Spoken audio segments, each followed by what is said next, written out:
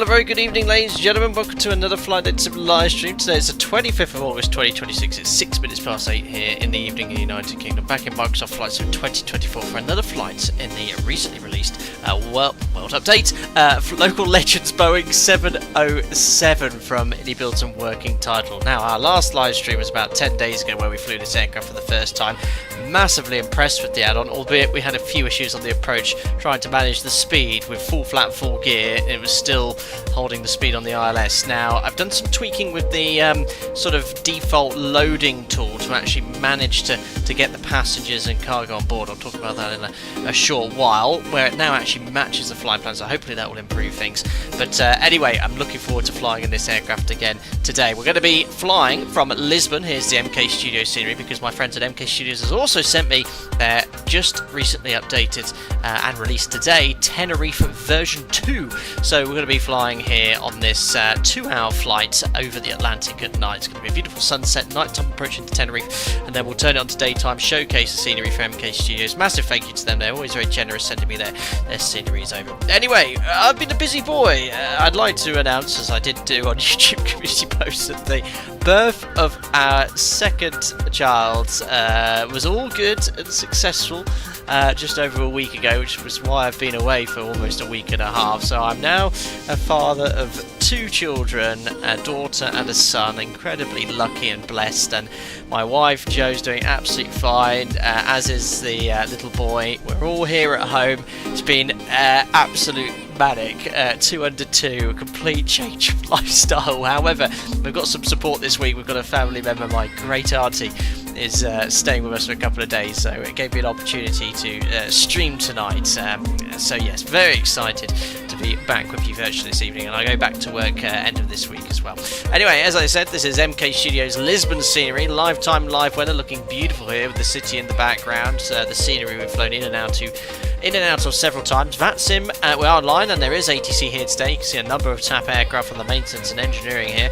We also have an Alpaca Airways aircraft. Oh, look at this. This is a wide body A340, and look at the size difference between this 4-engined, reasonably modern commercial airliner and the first 4-engined commercial airliner, I think jet engine commercial airliner, the Boeing 707. The size difference is huge. Anyway, we've taken the Boeing house livery today, and this is the Combi aircraft, so we've got the ability to hold cargo at the front and about 104 odd passengers in the rear. But yes, we're flying as Alpaca today. Well, imagine we've pulled this out of the museum. Alpaca Airways leased it for this 2-hour flight to Tenerife today. Now we're going to use the UNS FMC. The reason is Tenerife doesn't have any conventional arrivals now, so we have to utilise an FMC with a GPS receiver to actually fly this route today.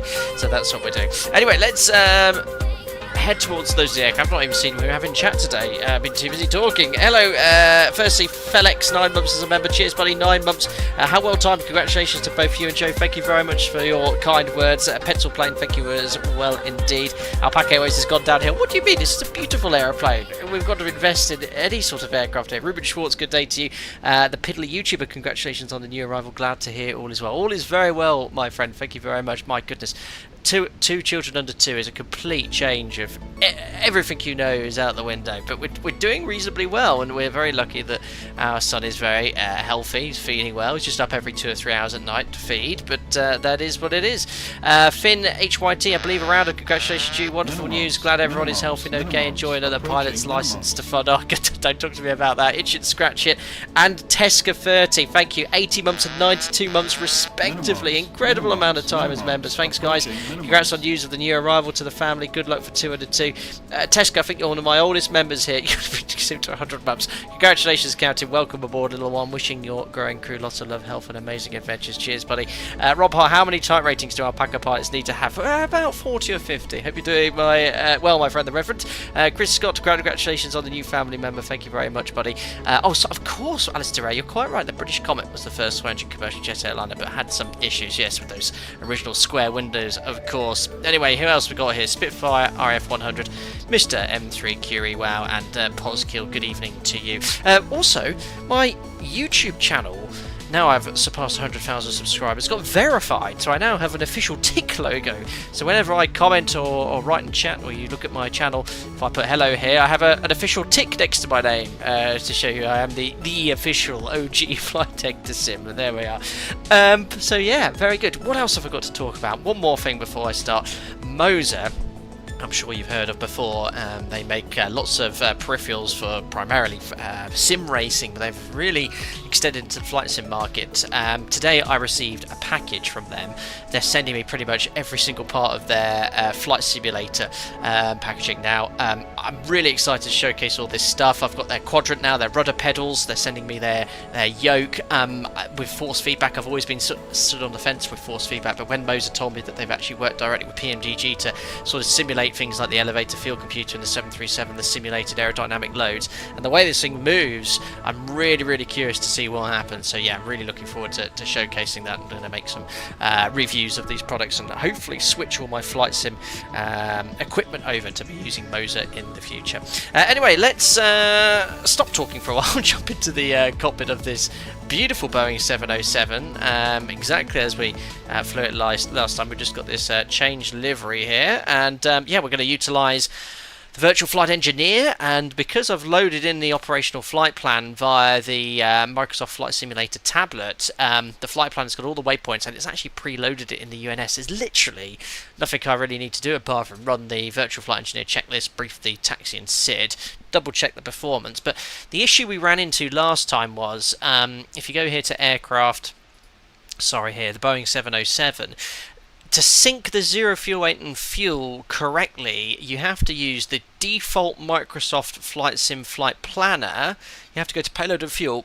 It doesn't work if you use this tab. If you change the mass and fuel here, it doesn't work. You have to go to the very basic one and load it using here, quick fill and cargo, for it to work properly. So now I've done that, it actually syncs up correctly, which I'll show you in a second. Simbear, most card, thanks for your £10, buddy. Congrats, Sam, on your new arrival. Hopefully my masterful skill in my A340 won't show you up too much. I think that's you right next to me then, buddy. Cheers, that's most generous, Simbear. Thanks for your £10. Very kind, hope you're doing well. Thanks for popping into the stream this evening, as you usually do. Anyway, here we go here. Look, total mass 120.9 and the zero fuel weight, I think, does it come up on this? No, it's you have to go back here, but basically I hate the fact you have to use this really Yankee crappy performance thing. Why they don't have it in their own tablet, I don't know, but essentially aircraft here, I can't even remember what it is. Aircraft information, no, but it is loaded correctly essentially. So flight planner, yeah, payload and tab. So you can see here, look, zero fuel weight 102.2 tons. I've loaded it in 102.2, and you can see here you can see it doesn't even fully sync correctly, 101.2, but it's within a ton. Last time I think it was 10 tons out. So there we are. Vince, no more sim sounds now. I think it's just very quiet. If I head outside, you'll see that it's all working. But anyway, let's get some power onto this aircraft. So if we go here to the engineers panel, we'll soon see if we have sim sounds. Anyway, battery on. There we are. External power is also connected, and I'll start running the virtual flight engineer. We're pre-fueled as well, 19.5 tons of fuel. If I bring up the operational flight plan, beautiful day to go flying. The weather in Tenerife is actually very nice this evening. 19.3, so we've got 200 kilos extra, basically minimum fuel, minimum block fuel. Anyway, fly engineer, and we'll go to the, we'll put the tablet back in here actually. Cockpit preparation, and we'll run the flow. So that's going to start doing everything here in the background. More stuff's going on. I'll just pop outside. Lots of people here in chat today. Ruben, does that warrant another charity stream? When we get to 110,000 subscribers, that's the plan. We'll just do one every single 10,000 subscribers. I think we've raised nearly £33,000 for charity. You know, we're actually growing quite steadily at the moment. These shorts that I've been doing help bring some growth to the channel, so hopefully we'll grow and get to that as soon as possible. Ronovsky, I don't know how I'd feel about a yoke that only moves fore and aft. Yeah, so there's obviously limitations with that, but with the obviously here we've got the pendulum movement. If I turn on yoke cam, it's still the same sensation of pulling aft and back, but yeah, until I've tried it, I won't be able to give you the full feedback there. Notorious says, greetings, great to catch you live again. Congrats on your demotion to the job seat with the arrival of the Czech Airmen. I hope the DFO and the Czech Airmen are well. They're doing very well, thank you. I've been demoted, of course. Thanks for popping in, buddy. Anyway, if I come back in here, look at this, doing the 58 steps of the checklist. I'm getting lazy, aren't I, guys, using these virtual engineers, but we'll jump in the Fearless 742 again soon, and I have to do it all manually. Fuel heaters. Off. So once that's done, we'll show the routing here, preset the autopilot and the nav aids. Tested. In fact, I can do that in the background now. All our nav departures, so I had to use a UNS FMC today, and there's no conventional departures arrivals in Lisbon and Tenerife. Let's have a look at the approach chart here. Reserve tank transfer valves.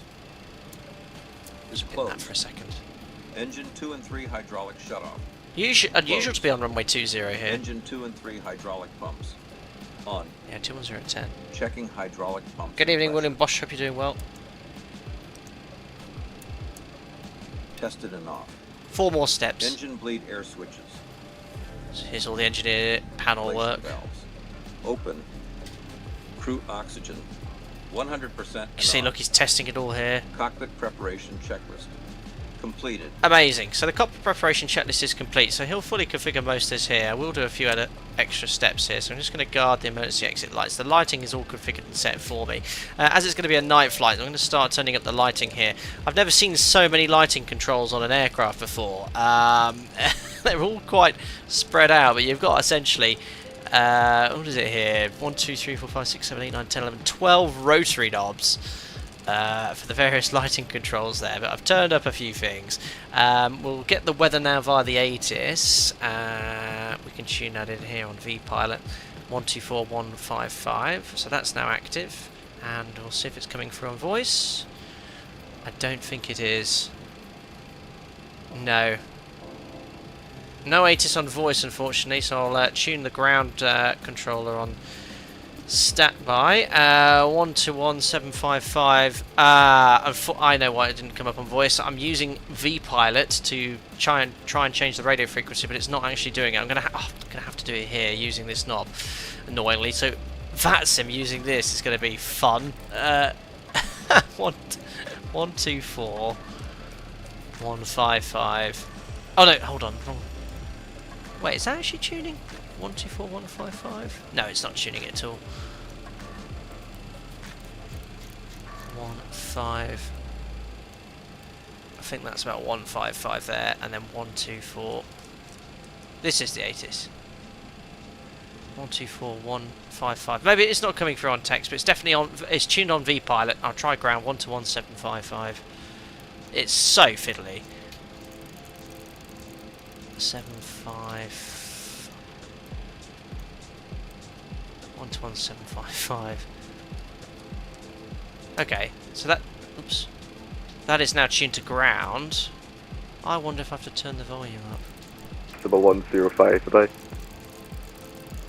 I definitely heard someone there, but yeah, the volume knob doesn't work, unfortunately. But yeah, we're definitely tuned and active. So that's going to be really tricky to tune today, especially if it's busy. But anyway, we've got the comm active for ground. Yeah, I went for VHF nav because obviously that's where I'm used to having the active comm frequency. Right, ground's active. Weather then, because I can't get it on text, I'll bring up Navigraph here and we'll just fetch the weather in Lisbon. There we are. So it's 210 at 10 knots, 10k, 22 degrees. QNH is 1014, so we can press the magic B button to set the QNH 1014.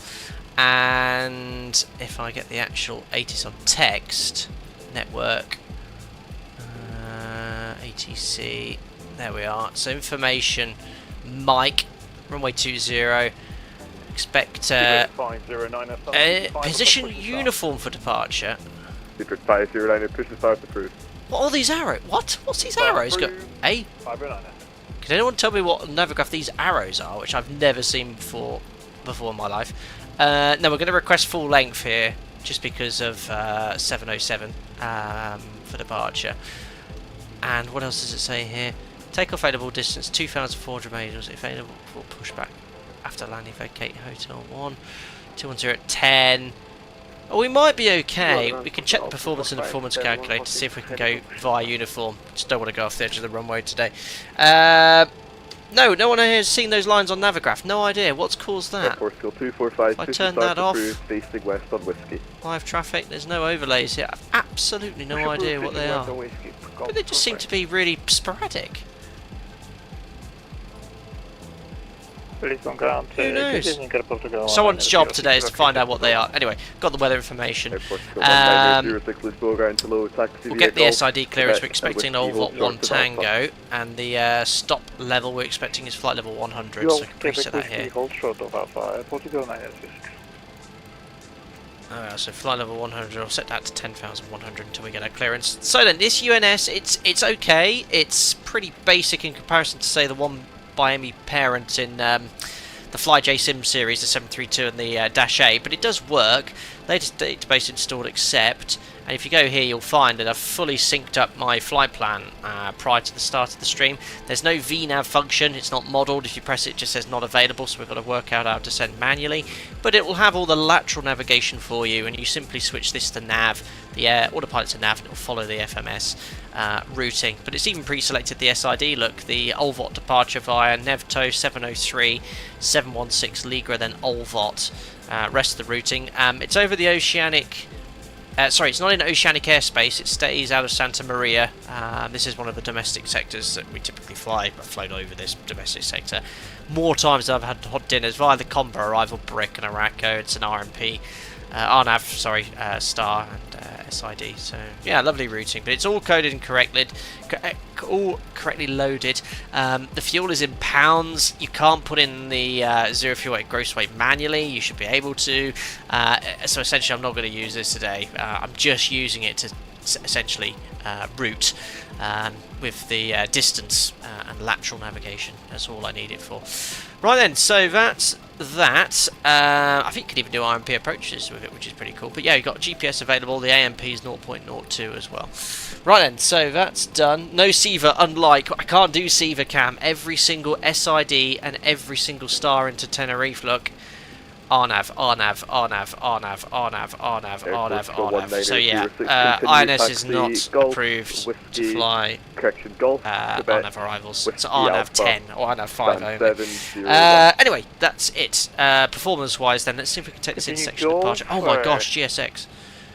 Confirm right and We can speed it up anyway. Boarding requested. Let's use ground force. There we are. I think he still uses buses here instead of an air bridge, but yeah, at least we've got something to push back us. Right. So, we're going to go to data cards, take up performance. Just going to turn down vPilot here. So, this is showing us, where's the performance calculator? Take off performance calculator. Oh, runway length in feet. Great. So that's showing normally PR of 1.85, which is basically maximum allowed thrust. It's very basic. Flat 14, stab trim 4.1.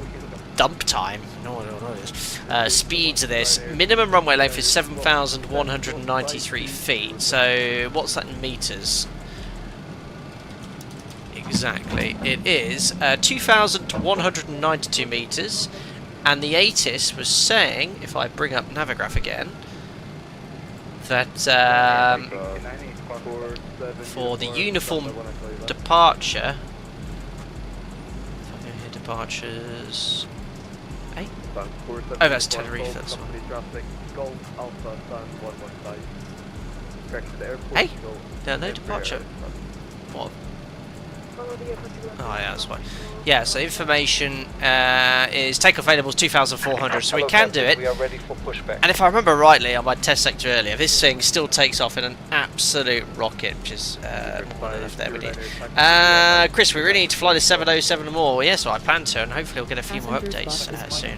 So we can take the uniform departure, set bugs, set trims, and we'll go here to EPR, set full takeoff thrust bugs. There we are. So 1.85 on each engine, the V speeds are set, V2 is bugged, and the nav aids for departure, I'm just going to select ILS runway 20, so 195 active. Actually, no, we'll just tune 14.8 the VOR.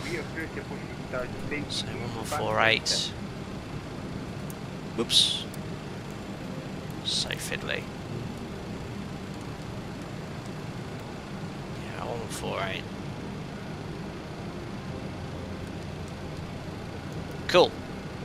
So the VOR is active. We can actually, because we're going to be doing an RNAV departure, I'll immediately switch this to nav. You'll see the HSI is aligned and it's turned to our first course, 204, which you can see is here, look, 205 at a degree to net though at above 3,000 feet. And this DME here is based off the VOR, 7 miles away.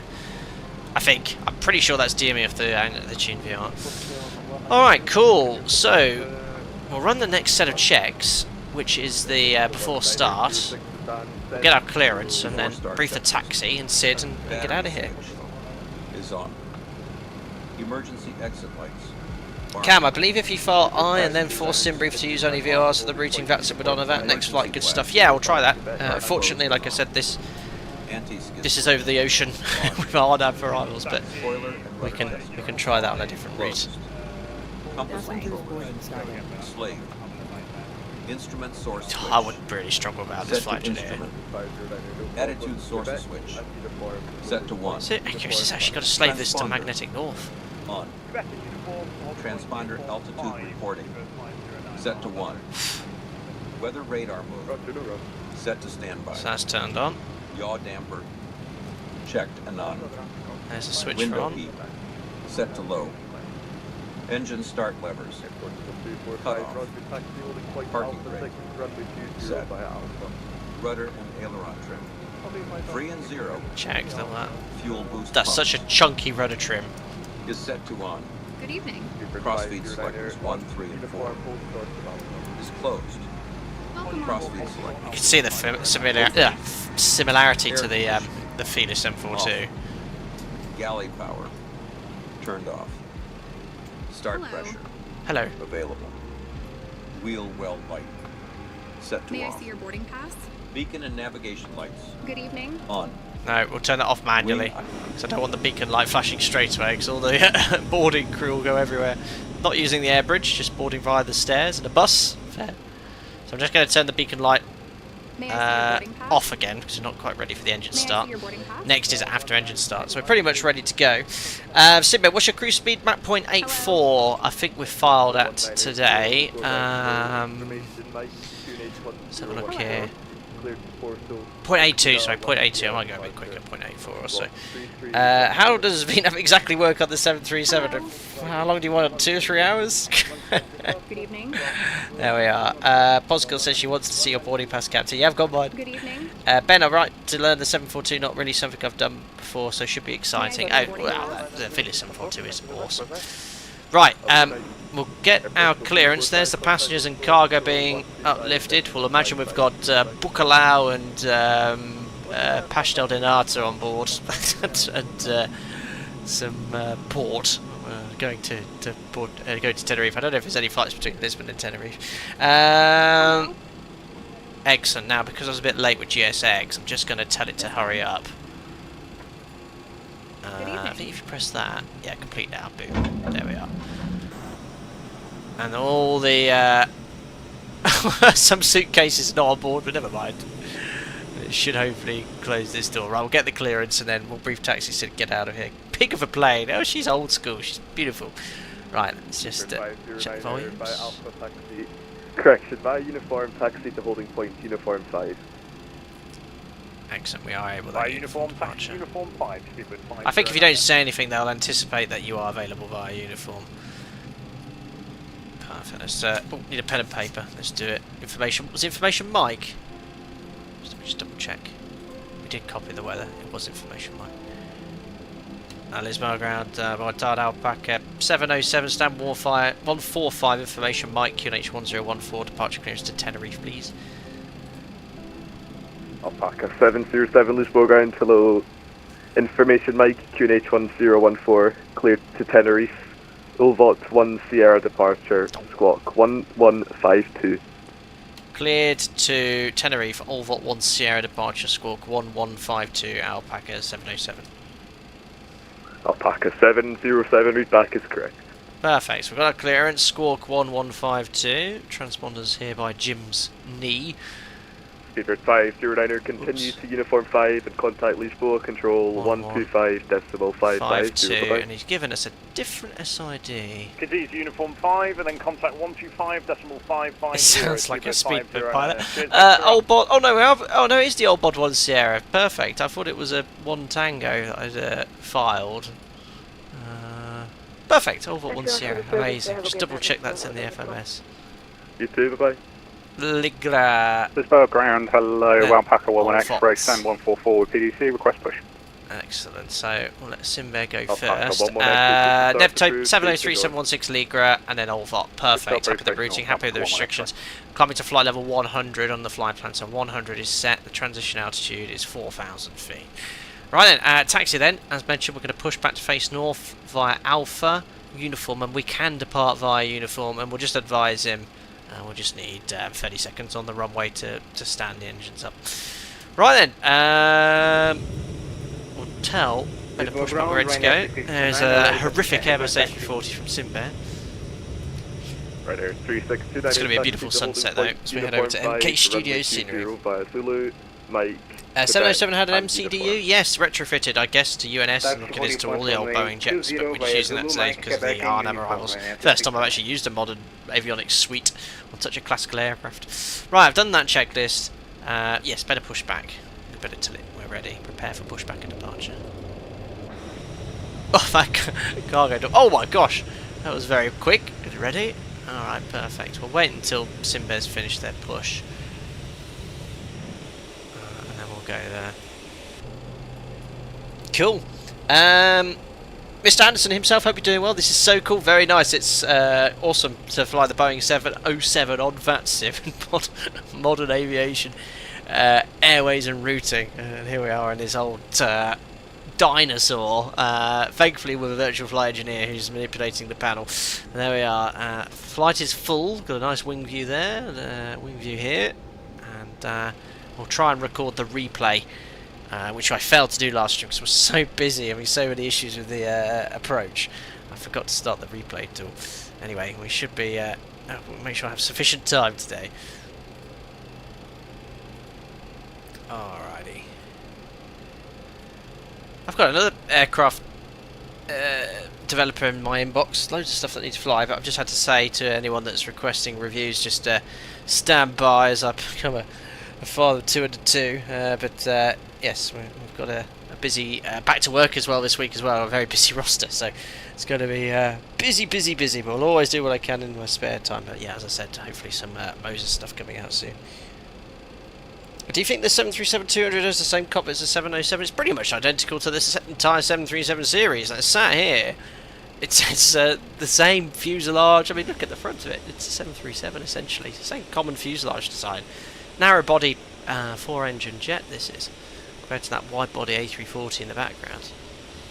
Oh yes, I still need to find out what this is on the top of the tail, on top of the vertical stabilizer.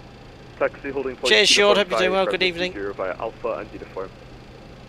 Taxi on point Uniform time via Uniform and Alpha. Alpha and Uniform. I just want to make sure we've got mode Charlie on. We do. Let's request push to start. Alpaca 707, stand 145, request push to start. Alpaca 707, when the company 340 passes from your right to left, push to start, approved, facing north. Once company traffic has passed, push to start, approved, facing north, Alpaca 707. Okay, continue pushback. I'll just use the quick edit on map in the background here, and clear route. Let's do this one, save route. Release parking brakes, please. Now we'll just make sure that beacon light's back on. Air conditioning packs, all the rest of it is done. There we are, company's clear, parking brake released. Commencing push. All engines clear. Excellent. Start at will. Oh my god!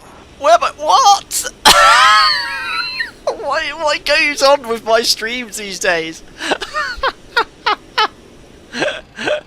Alright, well, we're being pushed at a nose up attitude of 12 degrees and my tail's being scraped along the ground. Oh, I don't believe. Why does this stuff happen to me? I just want to Sims to behave for a start. Airport to Yeah, all okay, no north. problems. Parking brake on, no parking brake released, otherwise it would have started the pushback. I can't even remember the engine starter sequence now. It's oh my god, what is it? Starting 4 first. Engine start valve open. Oh my life. Right there, 3629 will give way. Oh, that makes good content. Bye-bye. 15% N2. Lever to start. It's the start. Right there, 3629, disregard my left.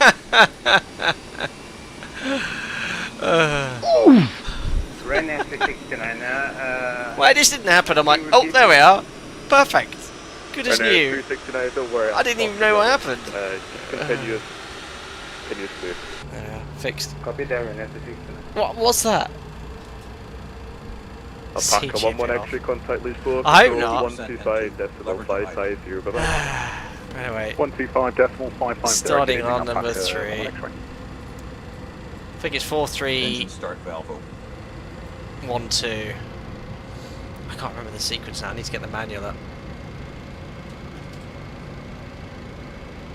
Seems to be starting on this one. N2. Lever to start.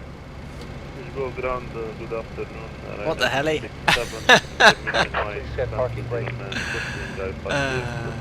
Right, we're just getting the manual open here. I think I might need it in the background today. Parking brake. Set. No flight plan, check and refile, please.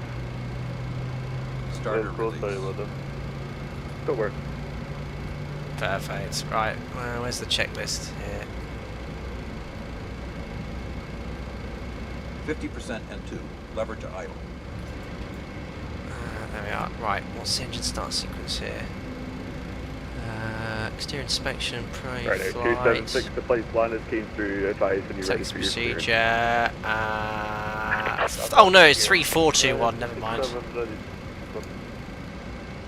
Engine start valve Doesn't open. seem to be too long. 267, roger, information Mike, QNH 1014. 3421 apparently, according to the manual on this there. 3421. 3421. I'll bring it up here. 15% N2. Just there, look. 3421. Disconnected. Mike, civil QNH 1014, Left is clear, right is clear. departure, 1202. Your trim is all the way set to the half limit. Right now, 267. Yeah, but it's still within limits. To be fair, sometimes we do takeoffs at the max, it's right there. Control 125. Let me just press set trims again. 125550, Ren S69, thank you. Set trim. 4.1 units and 50% N2. 4.1 units Lever set, to and idle. it's within the green band. You know, it can go up to 11, 12 units, so it is aft, but still absolutely fine. Starting engine number 1. Engine start valve open. That was hilarious.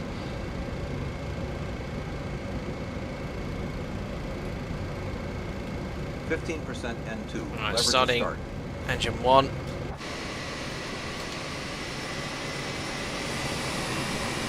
JT3Ds. Before anyone says anything, these are not meant to be spinning. These are inlet guide vanes. The engine's spinning underneath. God, look at that. That's so cool.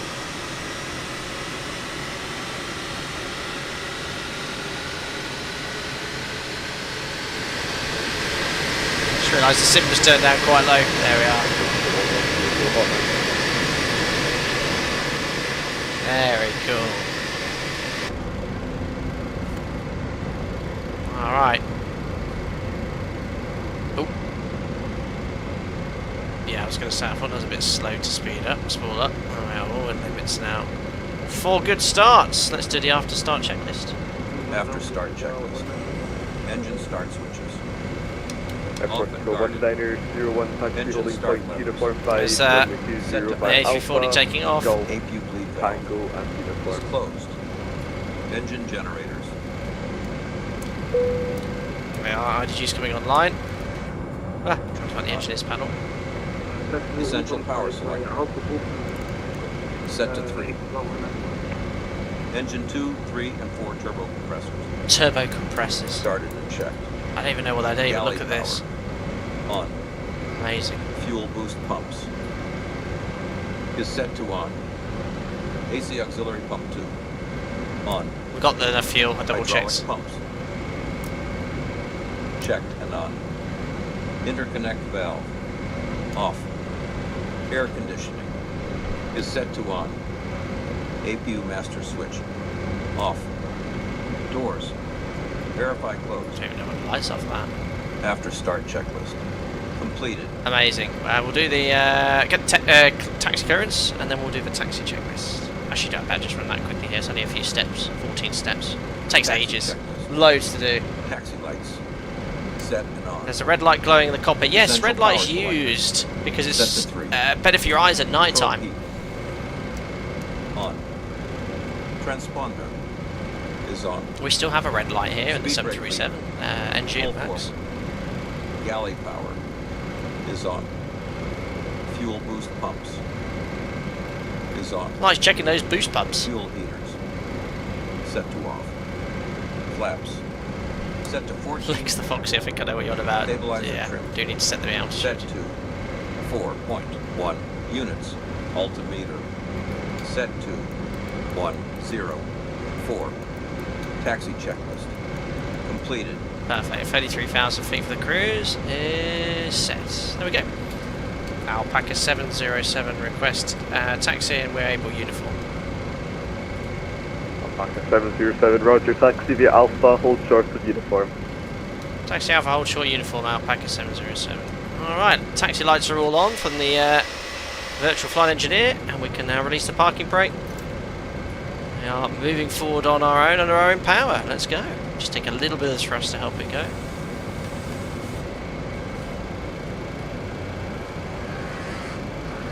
So basically straight ahead, and then we're going to make a right turn here onto uniform. A little bit more thrust. It's that little TAP A320 zooming along here. Modern against the old. Awesome. Let's run the before takeoff checklist. Before takeoff checklist. Air compressor 3. Turn Go on. around 189 for Reworked Famous Pressurization mode Right, set. Air Force, Sierra Zulu, Set standard for when I call you back, break Alpaca 707, give way to your port Is lane on. 220 on your left, Weather and radar continue your mode. taxi holding point Set uniform to 5 via Alpha and Engine uniform. start switches. I'll give way to the TAP A320 on our left, and then continue taxi Alpha uniform, Set to Alpaca flight 707. Just make sure there's not a second. Right, Air Force, Is on. Sierra Zulu, Lisbon, guys, Aircraft. information November. No, it's the only it's only that Airbus there on the left we're giving way to. Malaga via the Zuzop 1 Sierra departure. Cool, check's complete. Squawk Oh no, not quite. 1071. Before takeoff checklist. Completed. Good, so he's actually turned all the lights on. I'll get rid of that now. Prior to lining up, but I'm happy with that. You wouldn't usually turn all these lights on prior to takeoff. Right, Air Force, Sierra Zulu, reach back. Correct. Awesome. Give way to the relic passing left to right. That's certainly no relic. We're in that relic. Well, I haven't got much paint left on my tail after that pushback. 01, This is a bit uphill. Control Thrust. 125, decimal 550. Bye-bye. I can't even preset the approach control. I've only got one frequency box. Bosch wants me to go to Gran Canaria. It's the better island. I think our alternate's Fuerteventura, actually. Oh, cool. I didn't realise you could see the two engines there from the cockpit. That's a really cool view.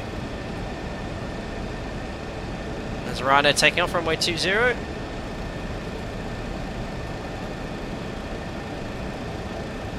Anyway, I just thought I'd do my own operators before takeoff. 1104, please check your push to talk. Check once.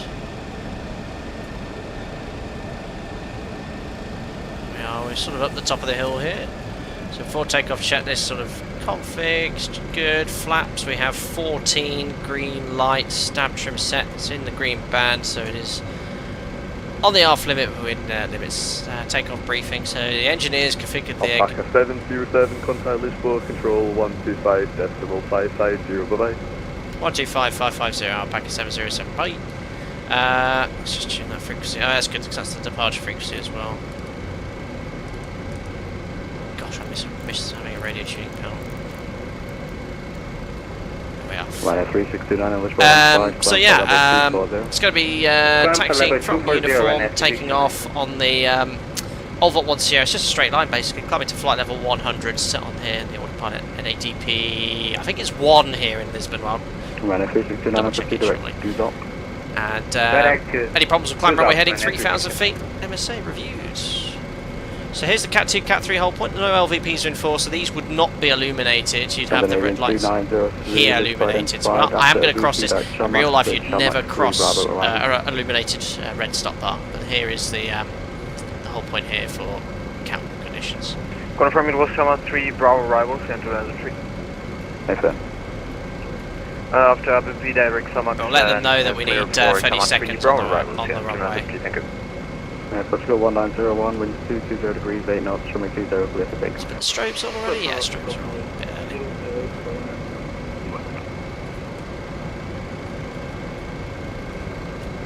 Lisbon on the Alpaca 707, holding short, uniform runway 20 ready for departure. And information will need 30 seconds on the runway prior to takeoff.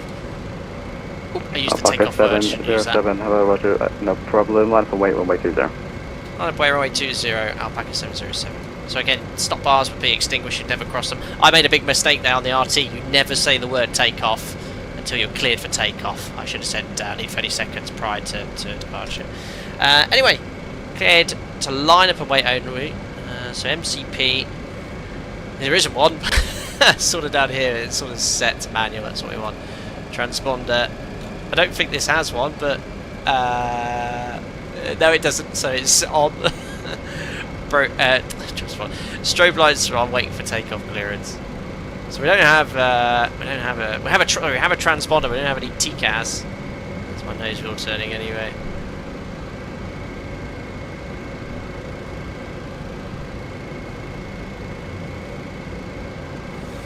Yeah, Alistair, you're quite right. I think that's where the phraseology did change. It's the slowest lineup you've ever seen. Portugal 1901 is identify, climb flight level 200. That's an nav. Level 200. Alrighty. Alpaca 11 X-ray monitor 122.8, goodbye. 122.8, have a good day, bye-bye. You too.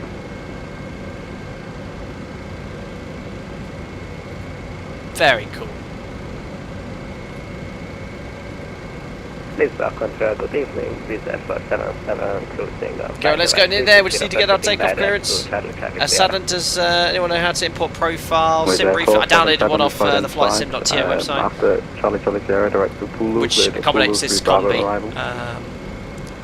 What's the one we call combi? Fitting. Josh, long time no see. Hope you're well. Starting your type rating next week. Best of luck, buddy. I'll see you around. Portugal 345, continue climb flight level 380. Proceed direct. Proceed direct to ready. We'll see all the smoke coming off on takeoff as well. Terrible lineup. Portugal 1901, proceed direct up leg, cleared up leg 3 mic arrival. Very cool.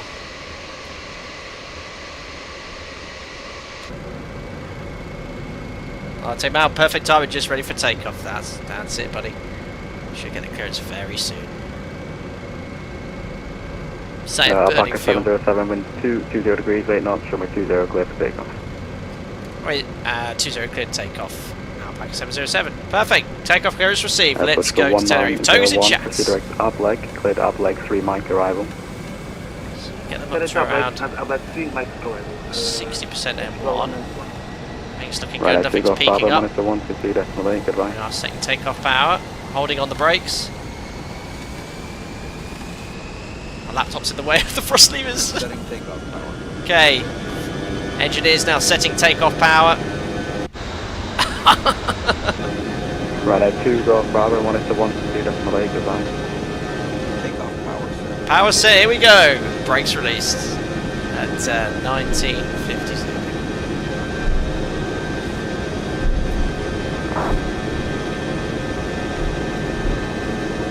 Airspeed's alive. 89. Checked, release forward pressure.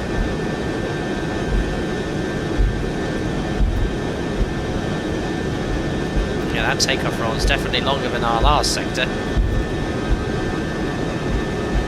V1. Rotate. Up we go.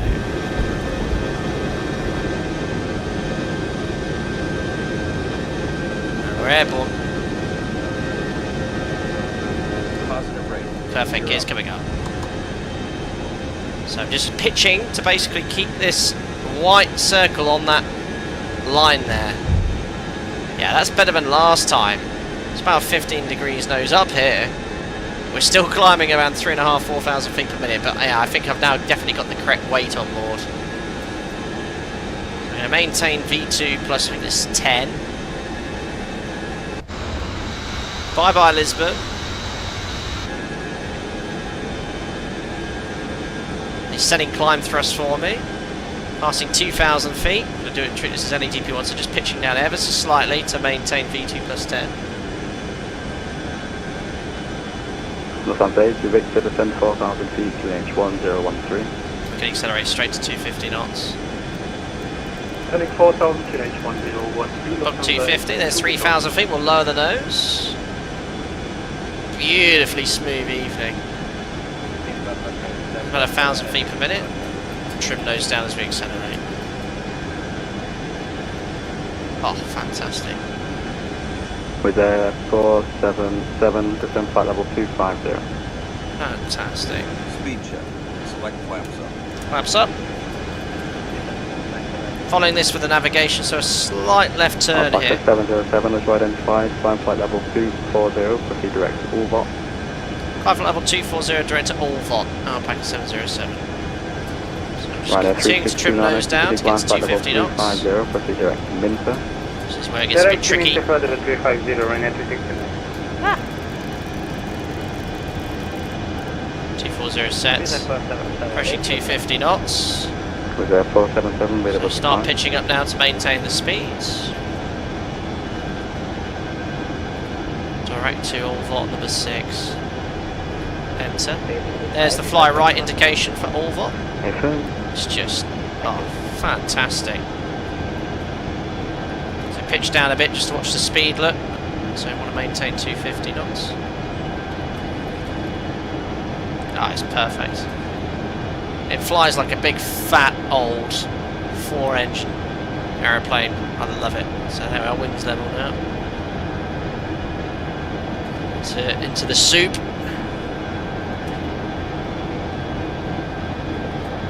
It's all in trim, 250 knots. The smoke coming out of it. Oh, amazing. Right, look at that. Pegged at 250 in trim. There we are. Get the automation in now. So autopilot on. Over to nav. It's already in the pitch mode. Now a slight right turn to adjust my routing. And we can now do the after takeoff checklist. That was a beautiful departure. Checklist. Landing gear. Up and set to long. Engine start switches. Off and guarded. Pneumatics. So, with the autopilot engaged, it has a very simple way of controlling altitude. In pitch, it's just this wheel. There's no speed hold mode. It's just vertical speed, essentially. Not even that, it's attitude change. So I'm just going to have to keep lowering the nose by adjusting the attitude, which I'm doing on the control column, just to maintain 250 knots, basically. Victor, proceed direct to Romeo 741, descend 3,000 feet. Yeah, Alistair, it is a lot more realistic. I think the weight system is completely broken on this. You have to use the quick fill for cargo and passengers for it to work accurately. It just didn't work last stream. It showed the correct weight on here, but it wasn't translated into the aircraft. Alright, so again, I'm just going to bring up my yoke cam here. I've assigned a button on my... There's a little button here on my control column which I'm pressing to adjust the autopilot pitch. So basically I'm making little adjustments continuously to maintain 250. Actually look, we're passing 11,000 feet now, so we'll buck to 280 knots.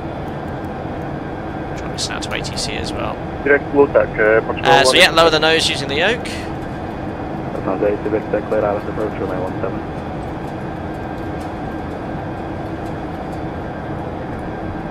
Perfect. So there we are accelerating, just maintaining 1,000 feet per minute. Gets to 280 knots. Pre-cruise checks I think have not been completed, so I have to do that there. So we're just going to retract the lights, turn off the fixed landing lights. They're already off. And then once they're retracted, oh no, we've got to push them. I had this issue last time. There we are. There we are. You see the lights going in, the little retract motor, then you've got to turn it off manually. Amazing. Aprons off, pressurisation. Check you on the panel. Ooh, red lighting, it's cool. Was there 477, descend flight number 110? Vertical speed here on the cabin is this, I guess. Cabin altitude is around 2,500 feet climbing. Set. Release the passengers. No smoking, definitely off. Was there 477, Checks descend complete. flight number 110? Alright, turn that horrible bright tablet off. There we go, look at that.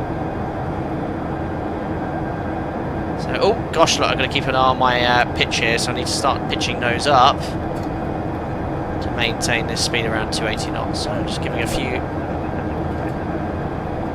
few inputs on the pitch trim.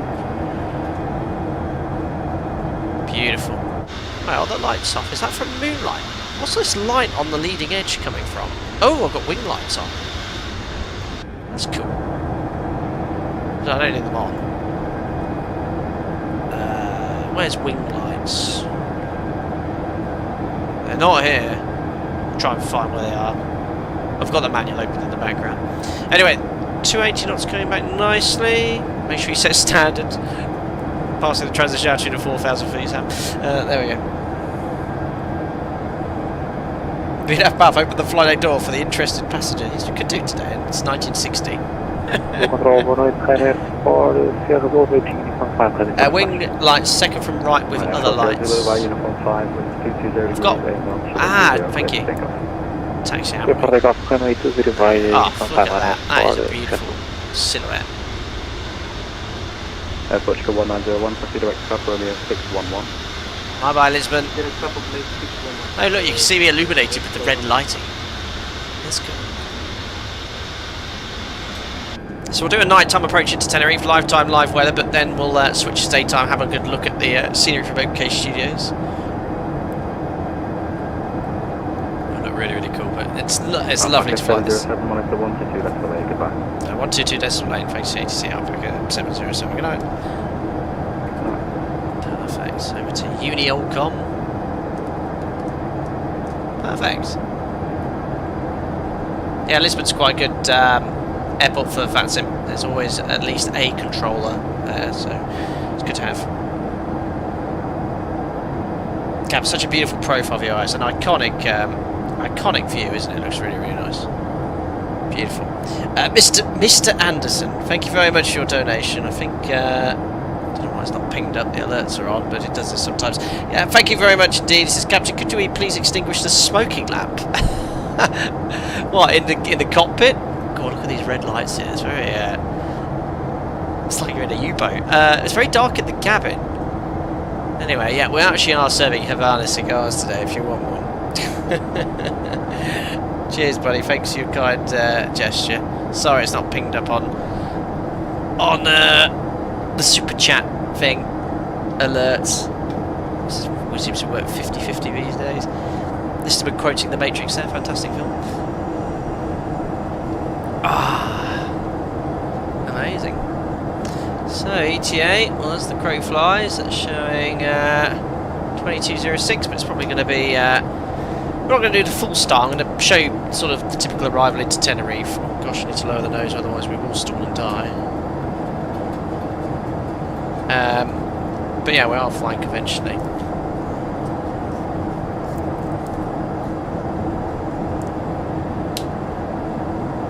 I'll just lower the nose a little bit further, just to get back to our target speed around 280 knots indicated. Hello Boomer AI, 737-800 question, do you ever use VNAV for departure? My operator, no, we don't use VNAV. A lot of airlines do, but we don't. We hand fly, engage the autopilot. When the autopilot engages, level change automatically engages, and then we accelerate as per the NDP 1 or 2. Aaron Hewitt, cheers buddy, 35 months as a member, and a captain writing in from Tunisia. Hope you're well. Thank you very much for popping in, Tunisia. Very cool. That's don't have many people coming in from there. I hope you're staying safe, and thanks for your continued support for 35 months. Most kind.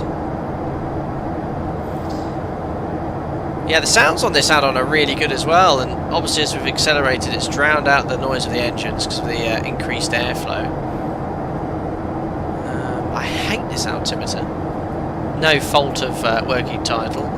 This is the altimeter fitted to this aircraft. It's horrible. Passing. Oh, we can carry on to our cruise. Passing 23,000 feet. You see, we're going to cruise at 330 today.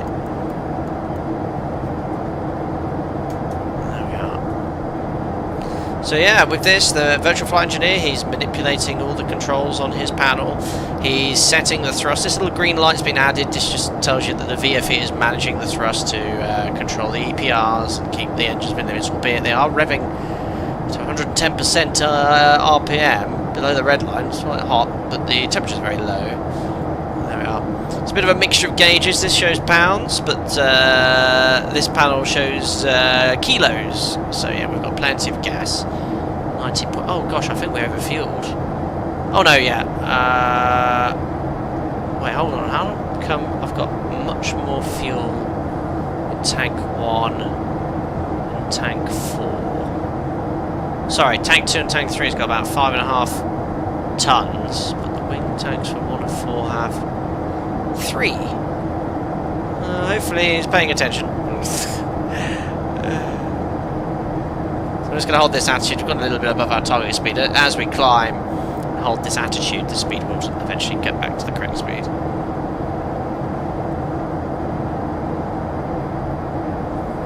Oh, James.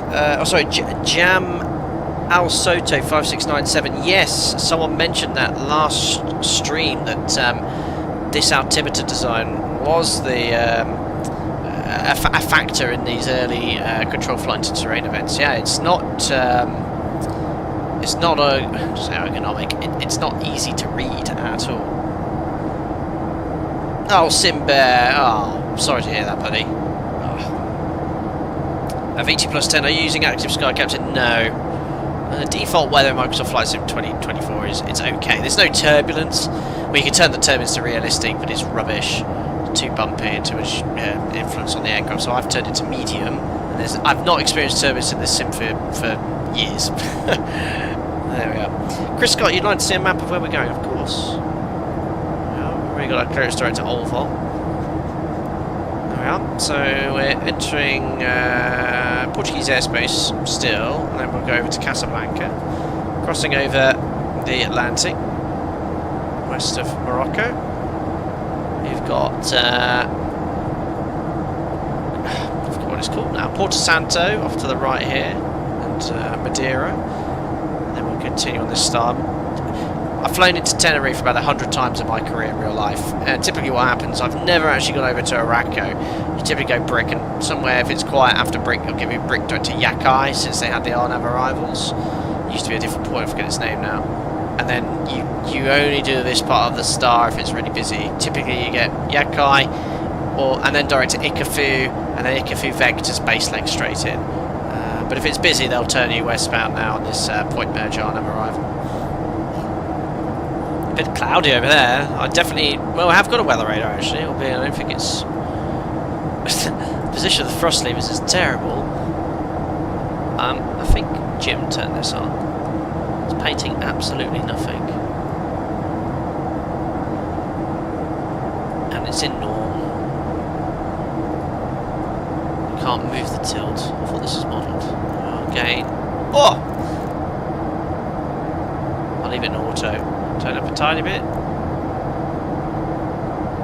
Gosh. They've nicked that out of a German U-boat, I swear. It's not picking up anything, but it does look sort of quite grey and Clement over there. Oh, look, the Milky Way.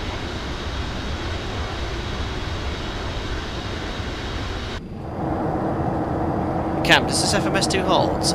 No. It's a very basic model of the UNS, unlike the one, as I mentioned earlier, for FlyJSim, which is far more detailed. Just has the ability to put waypoints in, laterally navigate. You can do RNAV arrivals, and then obviously you're going to have to use that dodgy autopilot pitch wheel to pitch the aircraft, but gives you a little more usability, especially if you want to fly modern routes.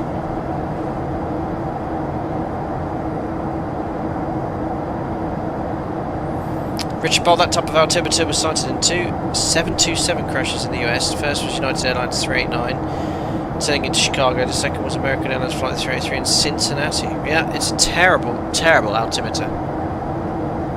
Very hard to read quickly where you are.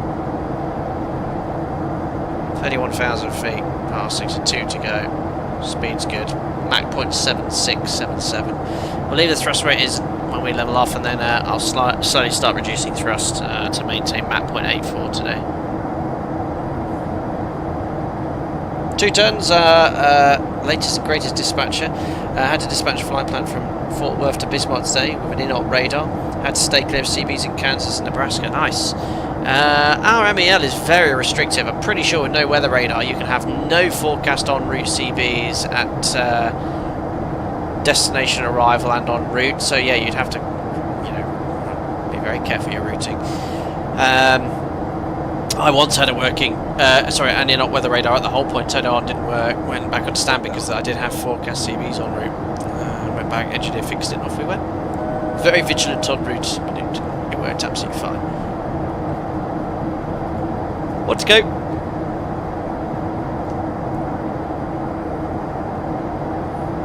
Does have automatic altitude capture. Just noticed it's got no flight directors on at all. Hello Donald Droid, you're from Utah and you've watched every stream since COVID. Wow, welcome on board buddy, and thanks for sticking around for so long. COVID, oh goodness.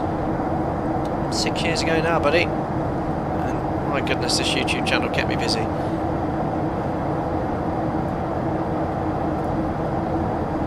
Go for levelling off beautifully. VFE's turned off. It looks like, oh, he's actually reducing thrust. Does VFE? So he's off, but I think he's reduced thrust for me. Interesting. Didn't do that on my test sector. Just want to see what speed he's going to hold. Slowly accelerating. Yeah, he hasn't set the thrust. We can see what accelerates on. So I'm just going to take a little bit of thrust off. There's no order for on this aircraft, so oops. Just reducing thrust manually a little bit.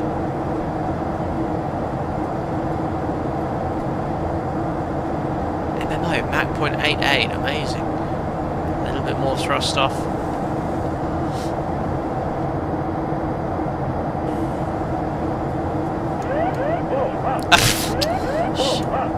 Stop. My mouse wheel hit it. My mouse wheel set off the GPWS. Brilliant. A little less thrust.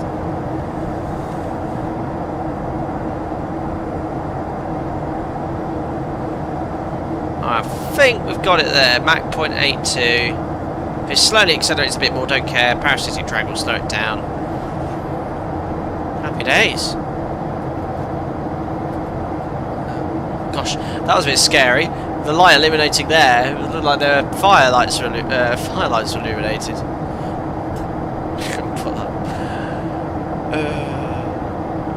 There we go. Right guys, we've reached the cruise. There's no VNAV function here, but based off the flight time, 2 hours airborne now for around 20 minutes. Top descent will be probably an hour and 15 from now, but we'll cruise, we'll chill, we'll have a look around the aircraft, see what's what. I'll just get some flight directors on here as well, so we've still got nav here, so altitude hold on this set to nav, there we are. So we now have actual flight directors pointing where we need to go. And I'm just going to take this opportunity to have a quick toilet break, so once again, thank you. Almost 200 people watching this time of day. Thanks for all the kind words coming in today. Obviously fully understood why I was away for a week and a half or so, but all is well. Thank you very much, Mr. MW Colder 95, most kind. Guys, I'll be back in about 5 minutes. Just have a quick toilet break, and then we'll continue on our way southwest towards Tenerife. See you in a sec, guys.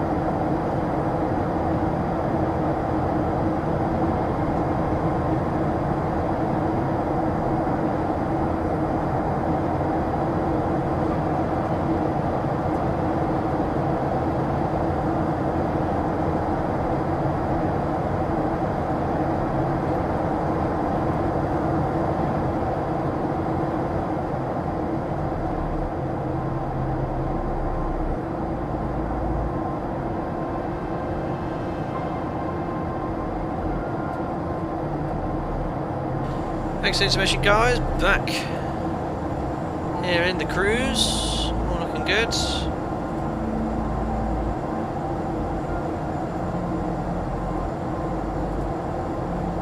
En route we go.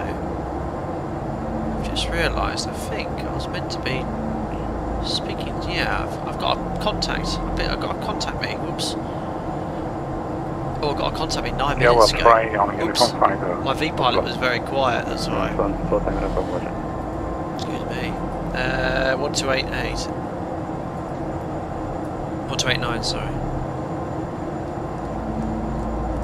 Oh, gosh. Hey, log off, proceed. 129.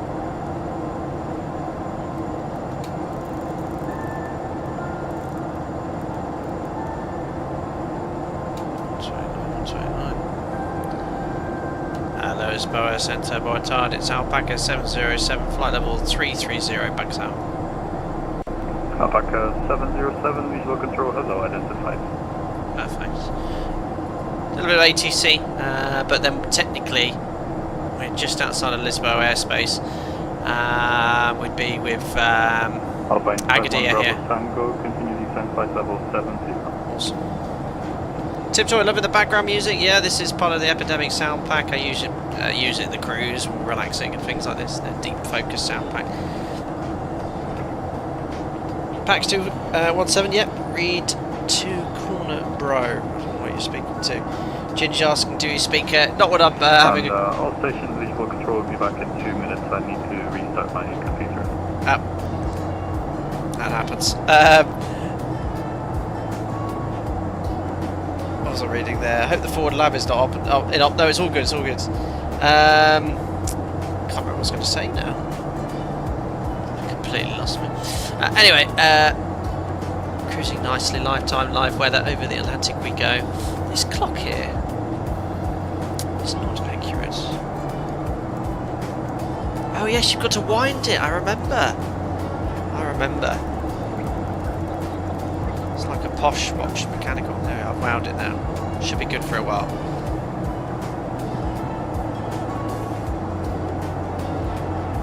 It's quite interesting background music, if I have to say so myself.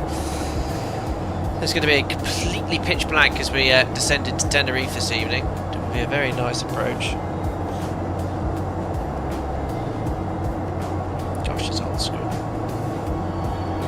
Oh, look at that sunset.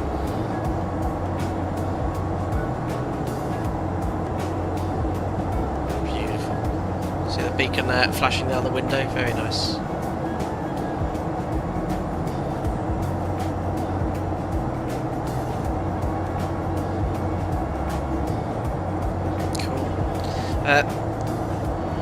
Anyway, what was I going to say? Moser, as I mentioned, have sent me some of their gear today. I'll try and find a picture on my phone. Here we are. Turn on yoke cam. I've got there. Look at this. Rudder pedals, thrust lever, and a Boeing. I can't remember what it's called. It's actually their throttle module, which turns it into a Boeing 737. I didn't even know they did this. I didn't even know they were going to send me this. I thought it was just the yoke. They sent me the rudder pedals, a quadrant. I think I'm getting an FMS and a yoke. Very, very lucky. Very, very lucky. So looking forward to testing and previewing all this stuff in the coming days and weeks. Hello, Mike. How's this? Just 9 quid. Great value. Oh yeah, fantastic price. Fantastic price. For what you're getting. And I showed you guys the 240-page manual in the earlier stream. It's very detailed. Strangely very quiet out here, but there we are. It's very eerie, isn't it, flying at this time of day? I've just had to turn the aircon on in here in the background. The PC is generating so much heat. But it's variable 6 knots, maximum 1 6 knots. Yeah, look at that.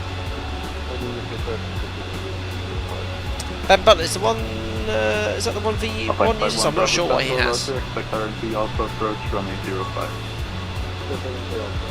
It's cool livery, isn't it?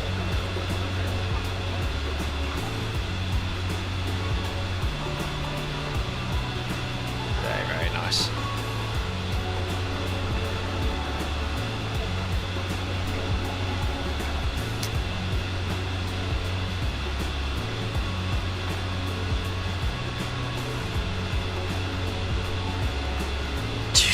absolutely chilly here. Local today, 38 degrees.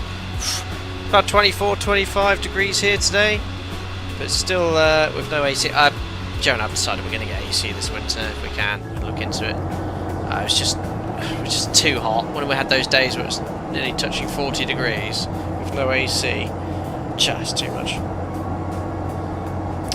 Ollie Yargan, what control binding did you use to adjust the autopilot pitch wheel? I used, it took me some time here. Oh my god. Is that a good idea doing that? Yeah, 707 yoke. Go for this one. Decrease autopilot pitch hold reference. Number 7 and 8. So that's the one I'm using. Seems to be working well. But it seems to work anyway.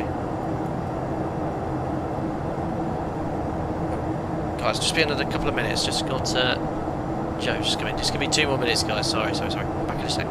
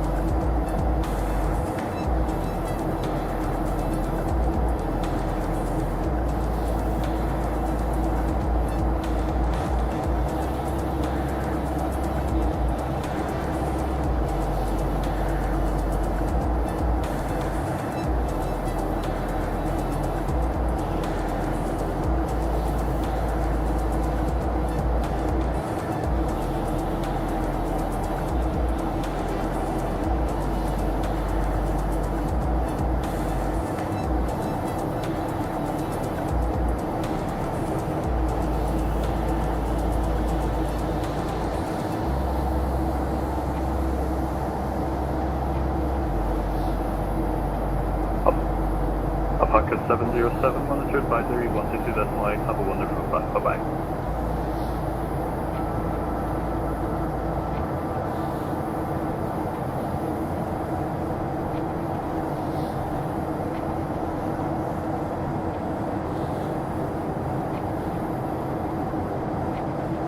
Alpine 51 Bravo Tango, descend to 3000 tonight.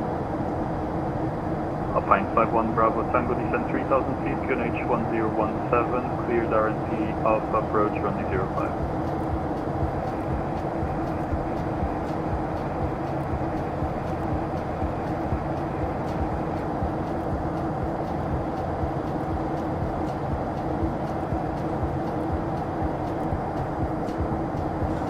.22 decimal 8 Alpaca 707. Bye. Did I? See ya. Sorry. Cheers, guys. Oh, yeah, all okay, all okay. Just doing. We're just checking something. Over to Unicom then. Nice to have some ATC for this sector departing, especially this aeroplane.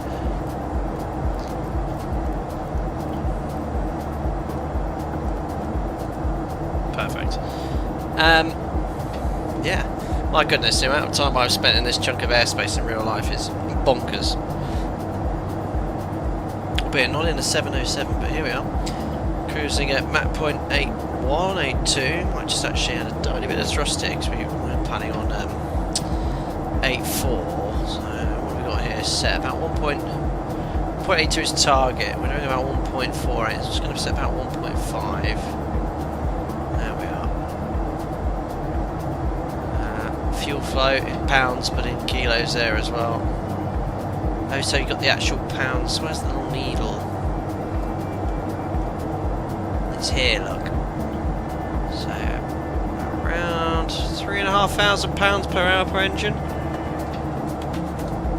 So £14,000 an hour. What by 2.2? Yeah, about 6.4 tons an hour.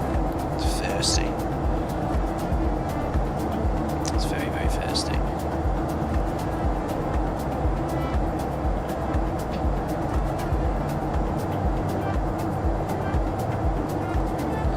Good evening, Henry. UD arrived at one. Big congrats to you and Mrs. Flight, so thank you very much, buddy. It's been a heck of a change. A heck of a change. One we're still getting used to.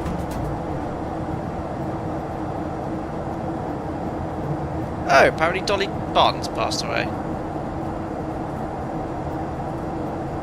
Oh, she has. Yeah, I've just opened up BBC News. Oh dear. Yeah, she's doing quite well, wasn't she? No idea what age she was.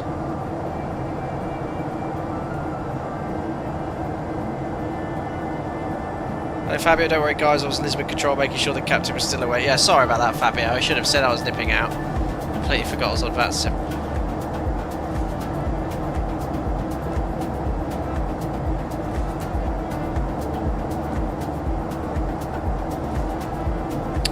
I saw your comment earlier.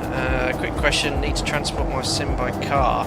Is there anything I need to consider when taking the GPU out? Yeah, if you've got a hefty GPU, I'd definitely take that out unless it's supported, but just drive carefully essentially. Don't use DPD, whatever you do. My goodness.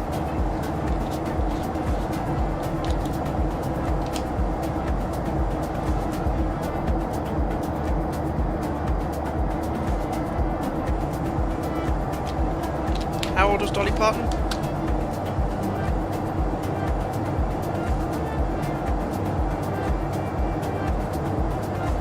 Oh, 80. Oh, I thought she was a bit older than that. Fair enough.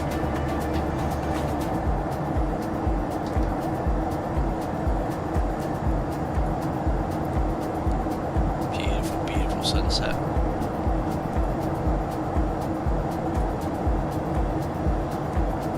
Whoa, it is hot in this office as well. I've got my aircon on maximum. It's not that hot out there, but it's just this computer generates a stupendous amount of heat. This is one of the rooms we're going to get aircon fitted to, hopefully. Fingers crossed. Anyway, anyone here in chat purchased a 707? Like I said, £9. Well, no, like I said, someone else said in chat, £9. But I was very fortunate because I did purchase it for 2020, which was the worst purchase of my life because it was so bad in 2020 that I actually refused to stream it. I think I made a community post saying, guys, I bought the 707, but it's so poorly modelled, nothing's working that I'm not going to stream it. I can remember trimming It would trim from full nose up to nose down in about 2 seconds. It was bonkers. But this thing is a revelation. So much better. So good.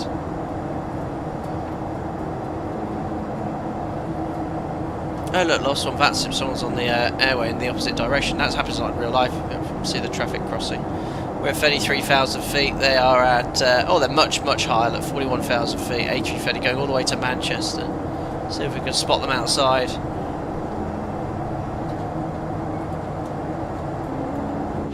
if I go here. I can't see them. Traffic doesn't always appear. Literally going overhead now.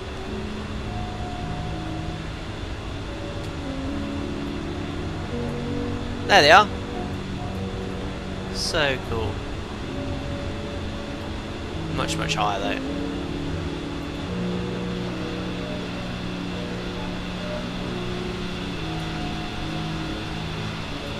Amazing. Very cool music. It's nice sometimes to do some night flights. Generally I like to fly during the day. It looks a lot nicer, but obviously flying over the ocean, not much to see. It's very chill. Hello Jamal, looking to do a very nice across the pond in the Pan Am livery. You know what, with the UNS you could take this across the pond. It'd be a pretty cool aircraft to take with the virtual flight engineer managing everything. UNS FMS. Oh, named profile R0 LT0 NS31. Is it worth getting in? Absolutely, yeah, big improvement. Especially for the price.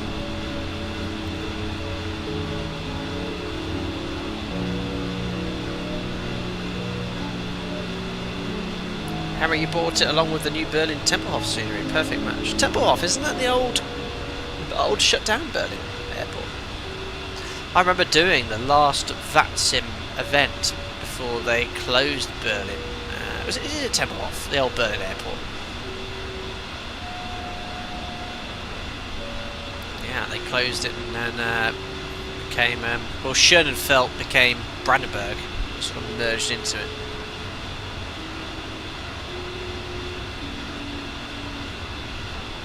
Jams, I cannot wait for the PMDG in their classic 747. Yeah, that would be really cool. They're making the 100, I believe, the OG 747. Yeah, it would be. It's been a while since we've flown the Phoenix. Minimums. Josiah, now a year as a member. Thank you very much indeed. 12 months, 4 stripes. Can't believe it's been a year already. Hope you and your fart belly are setting into the new dynamics. We are. Thank you very much. Hope you're doing well. Obviously Flight Sim channel, but I must say the NHS with the birth of our child, fantastic, really good. So they get a lot of slack, and there being issues, especially in this country, regarding sort of maternity care, and there's been a lot of reviews and issues, but both times with our daughter and our son we've had the most brilliant care from the midwives, doctors, surgeons. So yeah, Jo had to have a C-section again, both times. I was right by her side, cut the cord with both children. It's just an incredible experience, but really well looked after.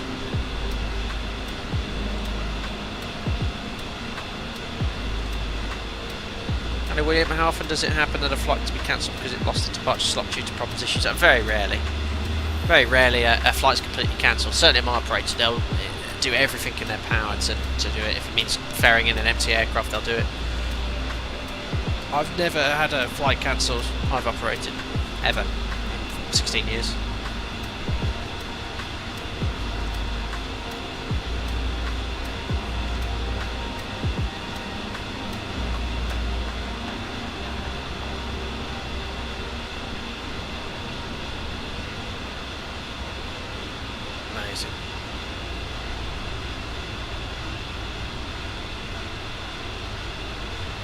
Tempelhof was the middle of the Berlin. It's even older than the one you flew to. Oh yes, yes. So Schönenfeld became Brandenburg, but Tempelhof was closed. What, 4 years ago? 5 years ago? What was? Am I thinking of the same one? Dewati. I used to find Schönefeld, then it became Brandenburg, but Tempelhof we never flew into.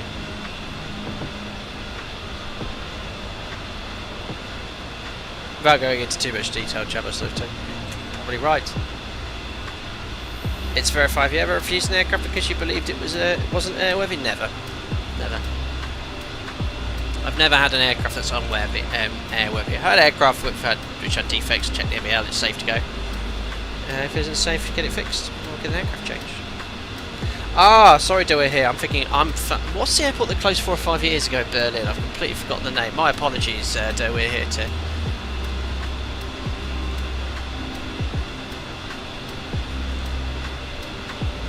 Anyways, Nightbot, check out that link. That's the map of everywhere we've streamed. In fact, why don't I click that link? Click that link now, guys, and you can see the old Berlin airport I flew into, because I always put every stream in there. Yes, I want to leave YouTube. It's a Google site. God, I've completely forgotten the name of that old Berlin airport I flew into.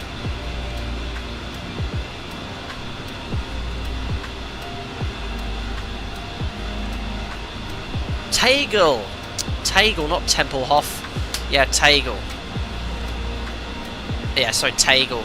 Tempelhof, yeah, I'm sorry. Tempelhof was closed in 2008. Yeah, old. Yeah, Tegel is the one I was thinking of. My apologies. So there were 3 airports serving Berlin back in 2008. Tegel, Tempelhof and Schönefeld.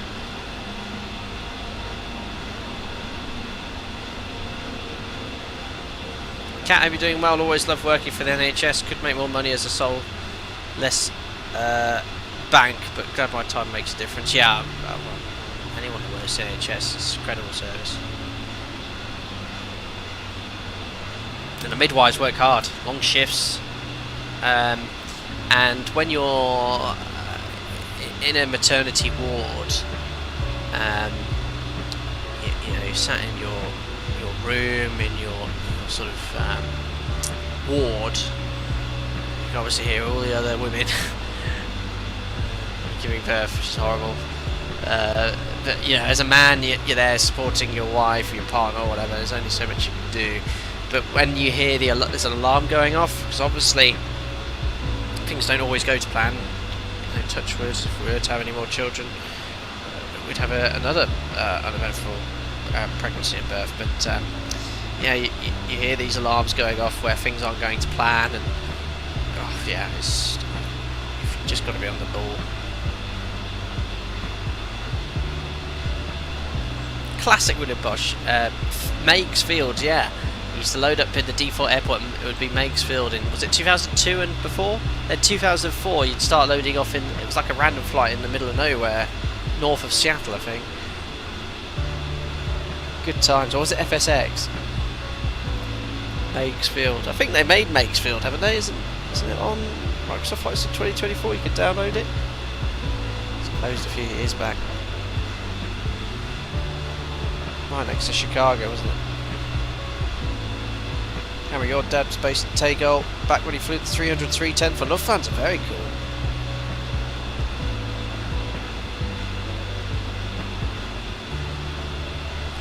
Yeah, we'll look forward to descending this aircraft. I've not done a full test sector, I haven't had time. Just made sure the aircraft was working, the bindings were fine. We ran into a few drag issues, but the takeoff roll was a lot more realistic, and the climb out. So, as mentioned, if I press tab here, bring up the default tablet. My big request would be to ditch this terrible Microsoft Flight Sim's terrible flight planner system here. So basically, if you press load on this screen, it doesn't exactly load what this says. You have to go to the very basic payload, where there's a scale like total payload, total fuel, and drag it, and that's the one it reads. But yeah, it's just make, because they've got an inbuilt 707 app here. Look, Boeing 707, which is the engineer, doors, cards, and options. Can they just add another one for weight and balance, so you can load the fuel and weight there, as opposed to the quite dreadful default weight and balance tool?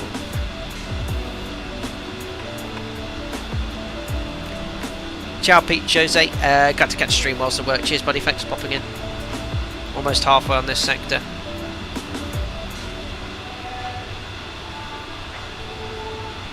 Bound to Kubil. Do a fuel check there. I think we overloaded. Took a little bit too much fuel today. But yeah, workload's low. I like modern commercial jet airline. There's no auto throttle. Gosh, I don't know what that is. I rotated that last stream. But yeah, you can see the speed is slowly creep back slightly actually, so I'm just going to add a little bit of thrust here. Just check the EPRs carefully. Oh gosh, yeah, what's happened to the engines? Oh yeah, look at that. What happened there? A bit low. Just going to add a little bit more and accelerate slightly. So approaching Kubil, go here to fly plan.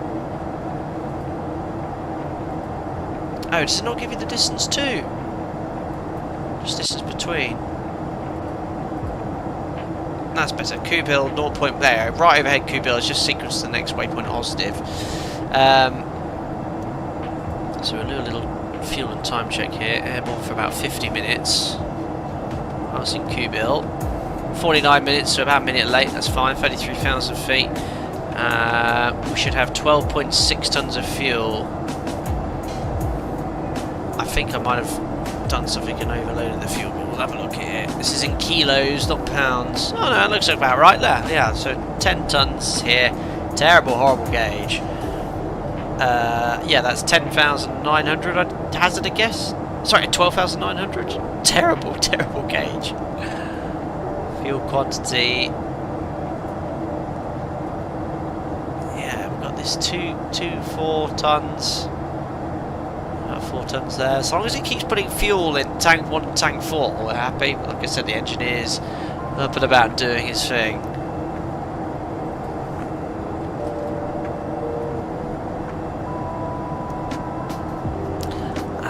Ian Banning, thanks for this feedback. On the SimBrief app on the Microsoft EFB, you can request to import weights from SimBrief. It works well, loads of fuel correctly, as opposed to the weight and balance page on the EFB. I don't think I have that installed. Now, this... No, I don't have it installed.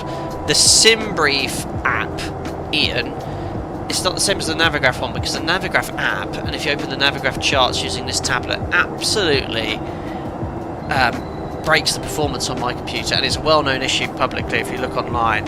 It just tanks the FPS. If you click the chart, the sim stutters for seconds on end. I guess it's different to the SimBrief app, but I've made a note of that. If that's a great way, that sounds like that could be the best way to import stuff. So essentially, that's what I'm just copying, is the data from SimBrief into a tablet. Or when I'm using other aircraft where it has different tablets or inbuilt tablets.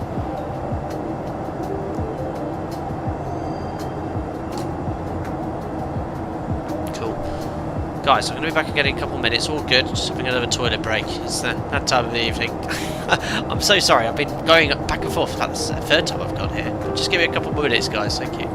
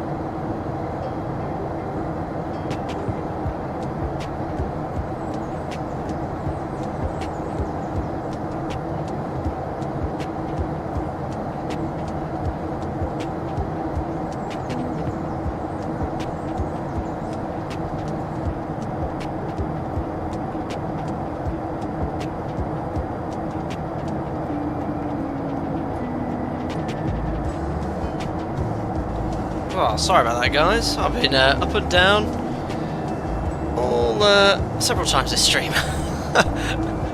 Should be okay now. Yes, I've had for lunch is a bit of an upset tummy, but there we are. It is what it is. I won't go into any more detail. One of those times I did have to just check on something with Joe though. Ven UK says, hi Captain, good evening. Just want to tell you that you inspired me many years ago to start flight simming. Love your good mood during streams. Thank you. Thank God. Thank you very much. You're most kind. I'm glad you're enjoying flight simming. And there's a lot to enjoy there. So thank you very much for popping in for your kind words. Oh, DRT 1484, for the life of me, can't understand why they don't just let us type weights. Yes, you got that silly percentage drag bar, yeah, that's what I had to use before the start of the stream to get the weights to work.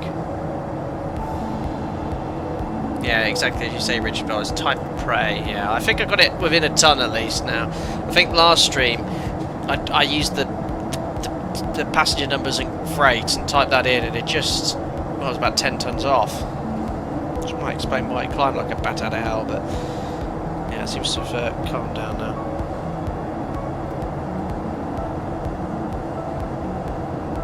But yeah, I'll try this SimBrief utility. Do you download that via the Navigraph hub? I think I've seen it there.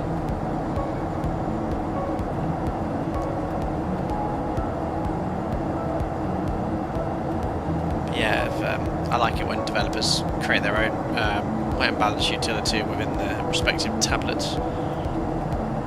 Makes it a lot easier. About halfway through the sector. About 30 minutes till descent.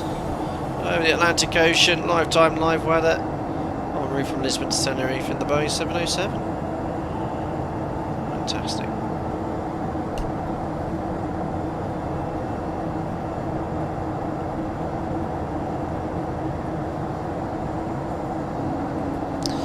Then the rest of my Moser gear arrives tomorrow, and I'm going to be spending the next day or two getting all set up. So I've got the yoke to set up, have a play with. The rudder pedals I'm really looking forward to. I mean, I've got my faithful Logitech, oh no, not Logitech, SideTech Pro rudder pedals, which I've used since I've started sort of making content on this channel, and they've done really well. And you know what, for an entry level rudder pedal, they're absolutely fine, but I'm looking forward to one with a bit of feedback, done a bit of weight to it. The FMS, I'm going to make some tutorials of that. The throttle quadrant looks really cool. I mean, the Frostbus stuff is really good as well. I've been using this now for about 5 years, working flawlessly still, and I think I still might use it occasionally, but I think the Moser metal design, solid construction, tactile feel. This is a lovely entry-level yoke and entry-level thrust saver, but it is a bit plasticky, a bit sort of cheap. But it works, and I would highly recommend them. But the Make the Moser is just up a step. So yeah, really looking forward to seeing how it is.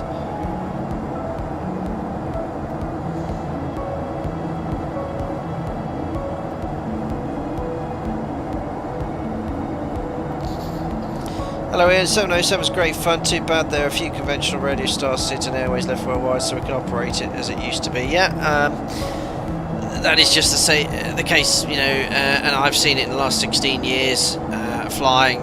The airways have changed completely, none of them are usually based off VORs now. There obviously are still a lot of remaining VORs, but most international airports now have ditched conventional Citizen Stars, don't need to, they can use RMP ones, design them how they like.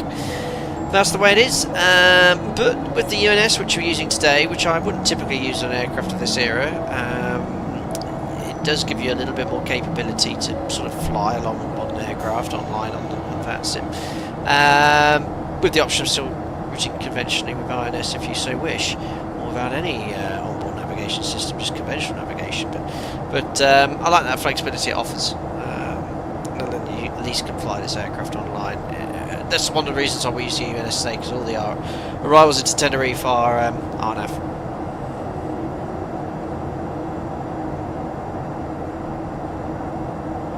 Code, I bought the wind control side stick and it's quality for the fix. Oh, very cool. Cam, as a line captain, you must really appreciate how easy things are at the flight deck nowadays. Yeah, they are, and the day-to-day job, so long as the weather, the passengers, air traffic control, the aircraft, and all the other influencing on your operation are playing ball, and it is an easy job, but it is a management job primarily. But we are trained with, if things do go wrong, and it's incredibly rare, but they can happen at any point, you need to know what to do. Certainly with the 737, this is a stick and rudder aeroplane, you know, so from a flight control perspective, if an engine fails, you need to put in the correct amount of rudder input to counteract the asymmetric yaw. You need to use rudder trim to trim it out, and you know, day in, day out, I'm checking crew on LPCs, OPCs, LSTs to ensure that they can operate the aircraft safely and within the tolerable limits. And it requires a good amount of training and practice to get to that standard. So yes, on one hand, I would tell you that day-to-day the job is easy, but one thing you probably don't appreciate at home is the flying is obviously fun. It's the main element there, but it is a real management job. You know, I've got to do everything I can to try and leave on time. If I can't, no biggie. It's usually outside our control. Well, it's actually usually completely outside our control with air traffic control slots. But a lot of people, all my friends ask me, does it bother you that you're responsible for 200 people? And I said, I don't think about that. You know, of course I think about the people and the PAs. If we're you know, always trying to construct it in my head before I speak, but you just sort of get on with it, really. Geordie, thank you very much for your subscription. Welcome aboard, buddy. Welcome aboard the classic 707.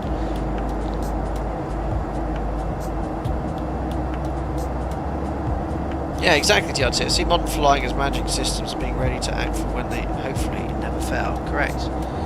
And, you know, 16 years, I'd like to think I'm about a third of the way through my career.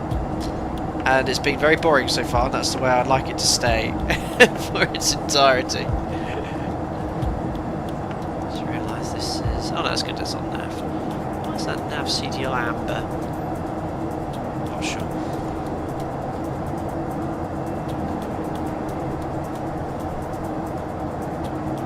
Fuel's all good anyway. Actually, you know what? I think we checked the fuel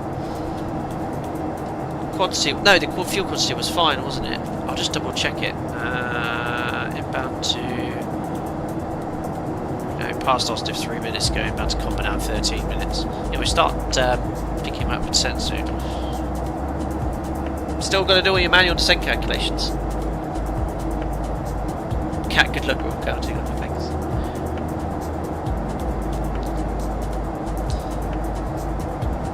But yeah, I've got a couple of flights on my roster, mostly in the sim the next month, a couple of flights. Both training, which is good, that's why I enjoy it. Keeps me busy, keeps me on my toes. Cody, if you had an option to fly any aircraft in operation today, what would you choose? Ooh, full time or just as to have a go? I've said this several times, I'd love to have a go on an Airbus. Oh, I quite like flying the 737.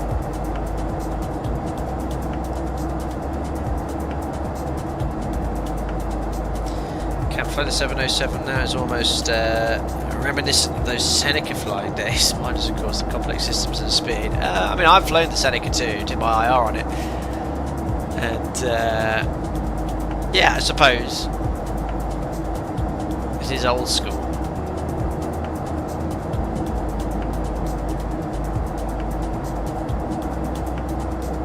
Christine, hello. Controlling the Guardier ground as I'm watching this. Very good. Is it busy in New York?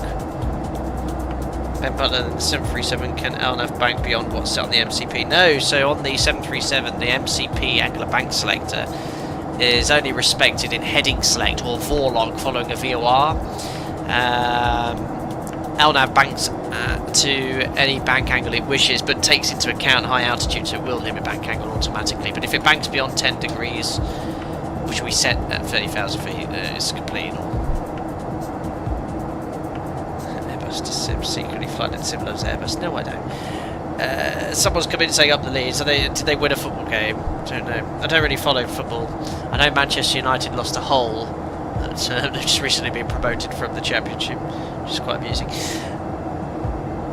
Cody, looking at cadet programs for numerous airlines recently, but the salary hit is something I think I'd struggle a lot with. Yeah, I think to get your foot on the ladder is more important though, and you know, it's a tough one. It's a tough one. When I started flying, I was on a very I was a contracted pilot, so it's a 0 hours one essentially. But now I'm on a full-time contract. But all different airlines have different ways of doing things, and ultimately, getting your foot on the ladder is what's most important. But it is, you got to plan accordingly.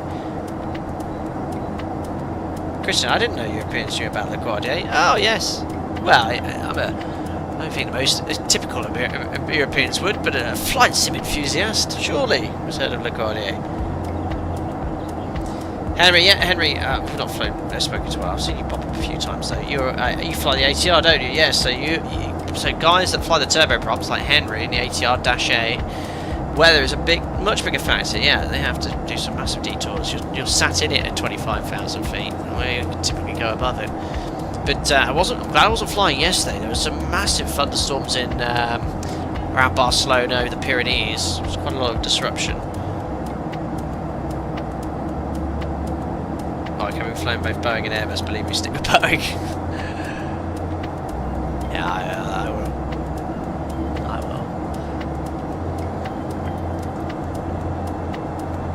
Can you control the cabin lighting in this?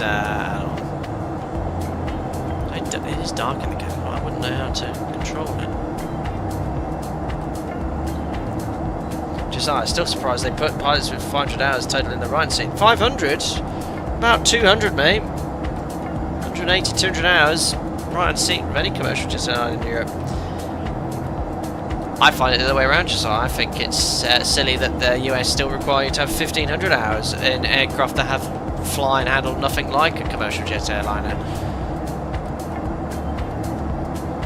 There's no safety implication from that few hours. Same type rating, same LST, same jet requirements as a qualified crew. But yeah, I think 1,500. As I mean, argue. I think Sullenberger talked about this. He's not an advocate for the 1,500 hours. I think there's some famous American aviator who spoke about the 1,500 hours is not needed, and cited the fact that in Europe, you know, airlines hire and recruit cadets from flight training schools with 200 hours onto a 737. It's never been a safety issue. So banana man, would you rather start your airline career in the US or Europe based on what we discussed? Hi, Wiz 100. Captain, what's it like not having digital displays in front of you? Does it make it more interesting to fly? Oh yes, we love aircraft like this on the channel. Got to keep your wits about you. Descent management, speed management. Keeps you on your toes.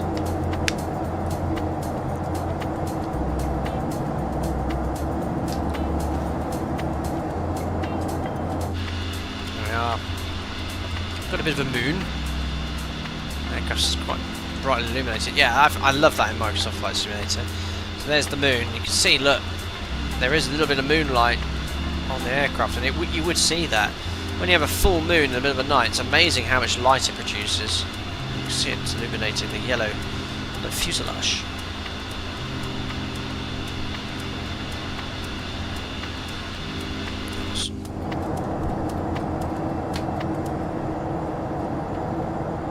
William, I don't think any Europe-based pilot would want to choose US as main operating ground. Yes. Cody, with all the pilot capabilities, I can't see why 1,500 hours should be a thing. Maybe back in the 707, 727, 737 classic days, so I could sort of understand it. Yeah, I don't know why it's so high in the US. I mean, we're obviously blessed to have automation today to lower our workload, but you know, for the 737 on a check, initial LST, manual handling exercises, we have to do V1 cuts, engine failure, all completely manually flown. You have to do a single engine ILS manually flown, a raw data ILS manually flown. There's a lot of hand-eye coordination skills required on a 737 type rating. It has to be demonstrated. So yeah, it's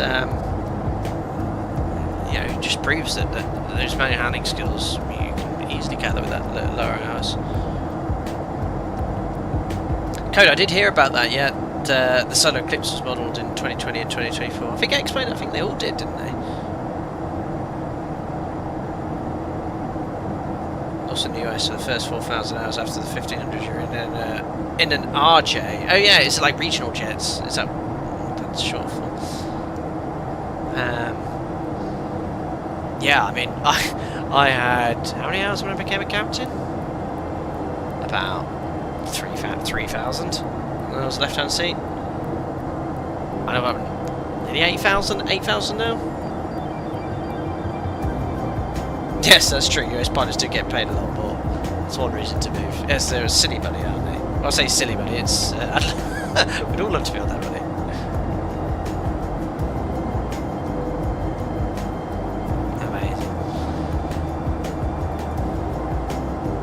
I love this playlist. Epidemic Sounds Updated. It's really perfect for the stream. I hope you guys enjoy the music. I know not everyone's a fan, and I always turn it off for the sort of latter descent and approach and landing and takeoff, but it's very chill here. Very chill. I've guzzled nearly £20,000 of fuel.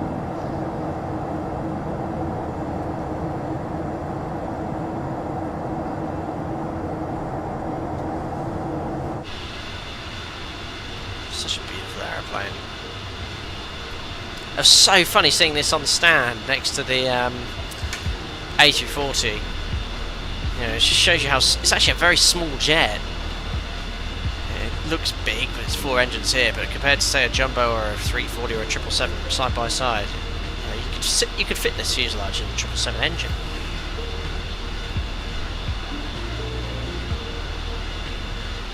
Oh, Richard is Nightbot being a bit strict. Sorry, let's see what he said.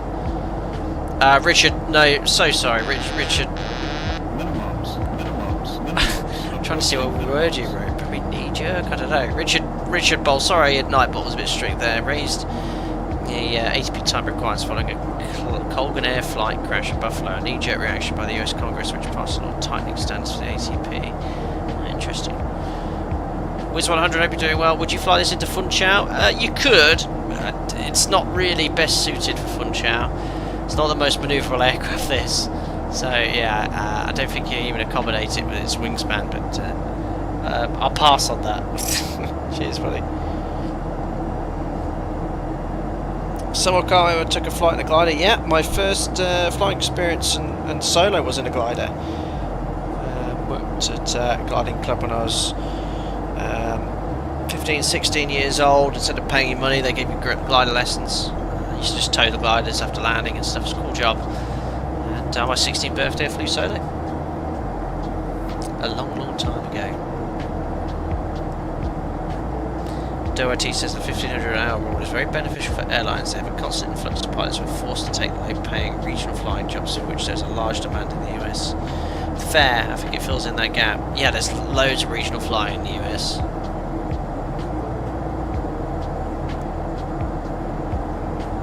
Subject many experienced pilots available. The physical is the issue. The physical. I mean, is that medical, buddy? Medical. It's physical. I can't hold a class 1. Oh, really? No, class 1 medical requirements stricter in the US. I mean, they're reasonably strict in the UK, in Europe, in the UK. Congratulations, like, thank you, stunning.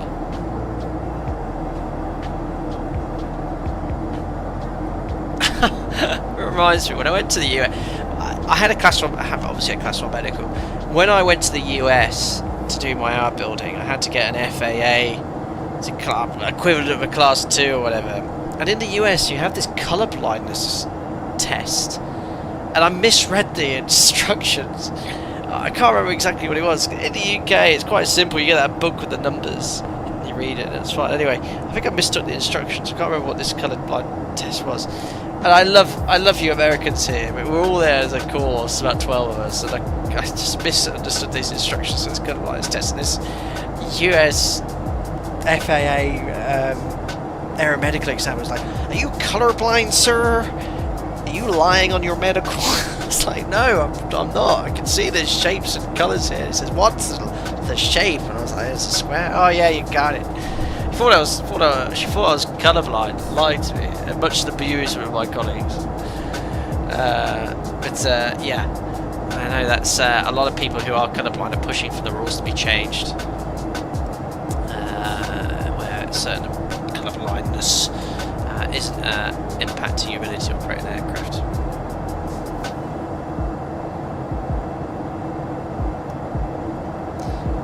But on about you've got a class 1 in both FAA, CAA, EASA, and CAS are 100% much stricter. Yeah, for the initial, I think the initial is a lot stricter than the recurrent. Well, I used to pass my recurrent every year.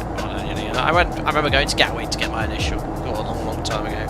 I got the medical way before any formal pilot training. Just wanted to make sure you're fit to fly. There's no point investing in all that training if you're not fit to fly. But anyone in chat, if you're watching this and you for whatever reason can't fly commercially, my heartfelt condolences. I do understand the frustrations and whatnot.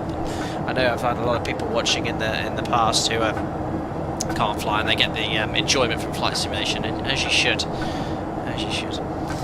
Right then, guys, we've just started the arrival. Look, into Tenerife. Overhead combat. It's a very long star. Can unpin some of this stuff here from this bar. So there we are. Combat. It's not to scale, but flight level 200 or above. Believe it or not, you start your descent. But basically, you're going to fly an element of this arrival, but I'm going to give myself a bit of a shortcut from Brick to Boxco once we get there. Essentially, we're aiming to be flight level 80 at Ikafu, max speed 220 knots. So what we're going to do is give ourselves a shortcut, knock out some track distance here after Brick. But our active waypoint is now Brick with 108 miles to run. If we work backwards, we want to be at flight level 80 at Ikafu, which is 80 above. So Ikafu, we're at 33,000 feet. So we only need to lose 25,000 feet, so 75 miles before Ikafu we want to start our descent, but obviously we're going to take into account this shortcut. So what I'm going to do is 75 miles, so we're going to have 10, 20, 30,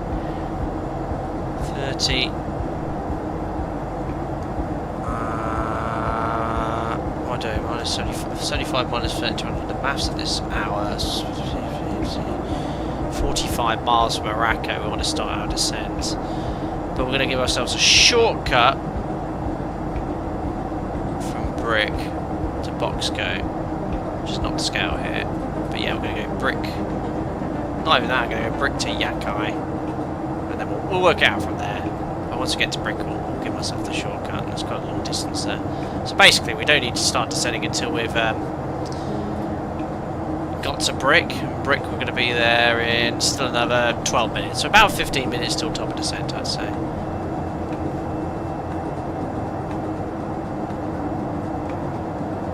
Three to 1 short. There we go. You can't pass the colour blindness test, but you can operate an airplane with sim, no problem. Yeah, and I remember reading. I think there was a group of pilots that failed the class 1 that were colourblind, and they were pushing the CAA and EASA to change the rules.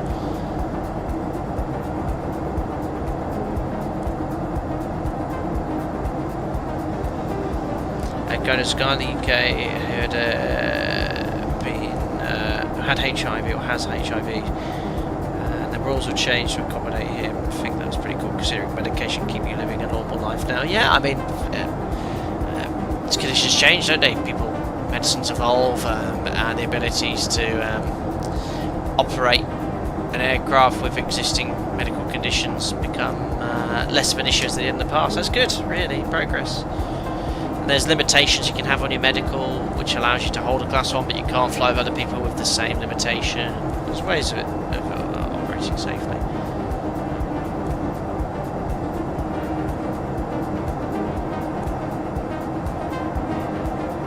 Georgia 42, I'd like to change rules on 50, and it was no use to start an aviation career.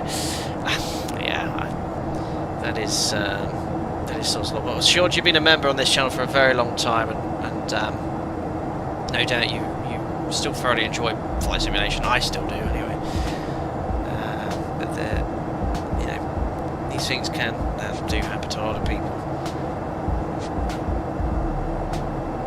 There also yet been studies, especially on partial colour blindness, where the differences are too minimal to stop people from safely flying. Yeah. The wear tear is a bit harsh. That ATCs also need a class 1 medical. There's someone who was pushed into early retirement because he lost his class 1. Oh, really? I didn't know that about air traffic controls. Great short. Great. Daffy, get easily distracted. I don't think I'll be the best pilot. Yeah, you can't be too distracted. You'd be surprised though, when you're on approach and concentrating, you find that you do concentrate. I mean, when I was in school, I was always known as being a bit of a daydreamer. I think some of my earlier school reports was like, Sam likes to sort of stare out the window. It's because I was thinking about flying. But it's different when you're flying, you know. You sort of just are in the zone when it's required.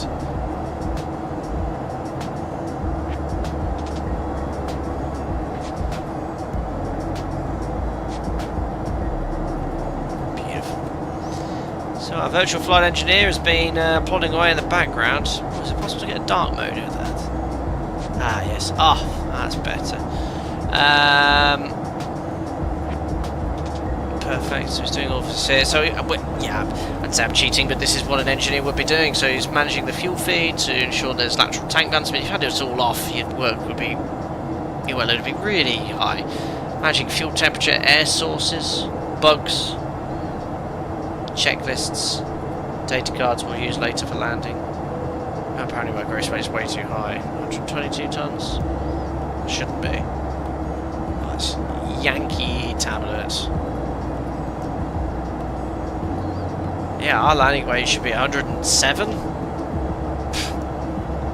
don't know what's going on always. The speeds are very high for VREF. Anyway, I'm going to set all the bugs now, but then just bug up present speed again.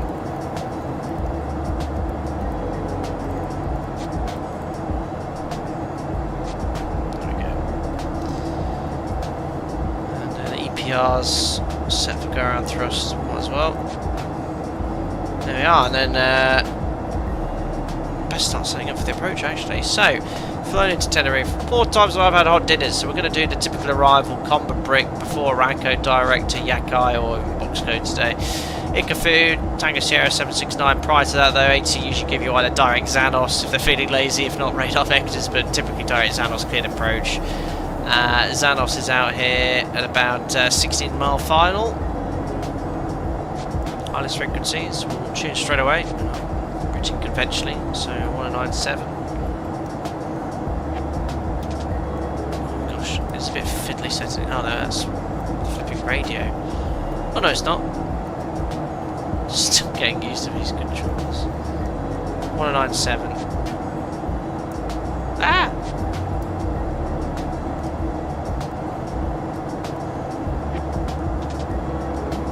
197, course is 072, so I've got that slave to the HSI, but when we get closer, we'll turn off the... oh no, I can actually set it now, can't I? Yeah, perfect. Oh no, because it's slave to the HSI, every time I turn it, look, it goes back to the UNS course, which is fine. We'll just tune down when we're later, get down later. Minimums then today, ooh, category aircraft are we? We'll go with C, 240 feet, but I'm going to set that on the radio altimeter as... sorry, 428 is the minimum, 240 on the radio altimeter.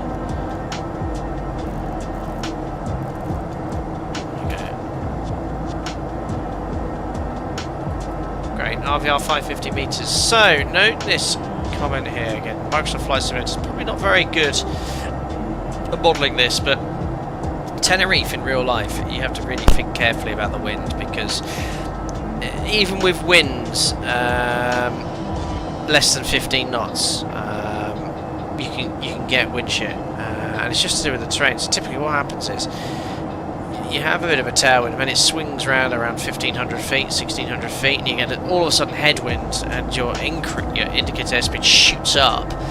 You then reduce thrust, and then you lose the speed, and you get into a sort of a low speed situation. So Tenerife is well known for having wind shear. And 07 is the prevailing wind's northeasterly, so it's 95% of the time runway 07, 5% of the time 25. I've landed on 25 maybe once. So yeah, 07 straight in here. It's a beautiful approach. You've got Mount Tied here. Not that we're going to see much of it today. We might do with the moonlight. But yeah, coming in from the north via Zanos, left turn onto the ILS. Missed approach, climb 072 just at 700 feet, make a right turn, maximum 85 knots to Kuta, and then we'll enter a hold. Manually, I guess. From there it's going to be a parallel entry. Yes, and then we'll enter the hold. Cool. Nice long runway in Tenerife, 3,200 metres, second busiest airport I think in the Canaries to Gran Canaria, but busiest island. Maybe it is the busiest, but yeah, in the summer this place is packed. So busy, loads of slots, not many parking stands available. There we are. Don't know which ones. I've got some wide body stands here. Yeah, these ones here, 56, 50, 5, 54, take one of those. But yeah, we typically vacate at Bravo 5, Bravo 4 if you're a bit lighter, strong headwind. Onto the runway, and then we'll have a look around. But yeah, it's really well modelled. Actually, my last holiday abroad was to Tenerife a few years back with Joe, and very familiar with the departures and sort of outside. I think that the modelling is, once again, MKStudios have made an incredibly detailed airport. So we'll look at it in detail after landing, we'll make it daytime and have a good look around. They've also sent me their V2 Vagar update.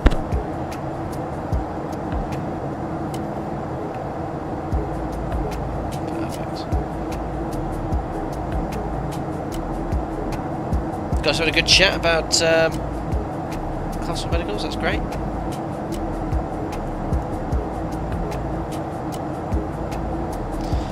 Here is speaking of air traffic controllers, my wife is starting her first day on September 1st. You might hear one day. Oh mate, that's amazing, Henry, very very good. I'll listen out. Not that I'll know if it's your wife, I'm just listening to a woman's voice.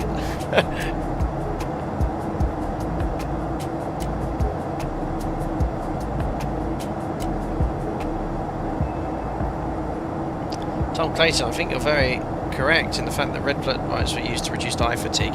Was it eye fatigue or the ability to... maybe it was eye fatigue. I thought it was in the back of my head to do with light blindness. So if you use a red light, obviously if you had the bright light on and then you turn it off, it takes a few minutes for your eyes to adjust. So I thought it was to do with that, but it could be quite light. It probably is less tiring. And we still have a little red light on the map light down here. Looks cool anyway.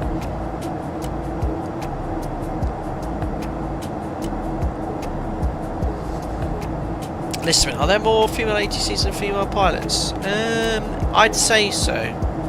Although it's great to see that so many more women coming into the industry, into flying. I've trained since I've gone back in the sim as a Tier E. I've done checks and training on loads more girls than we historically would, which is great news. But ATC, yeah, there's a lot more female controllers. Like if you look at a ratio, every 10 air traffic controllers I speak to, 2 are women. I'd say pilots, if every sort of 100 pilots I fly with, maybe 5 are girls.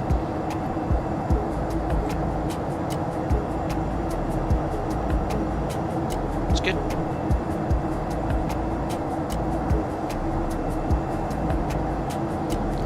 Right then, I completely forgot about my descent planning, but give ourselves that shortcut we mentioned, so it's exactly what we'd expect in real life. So we're going to give ourselves direct to Yakai now.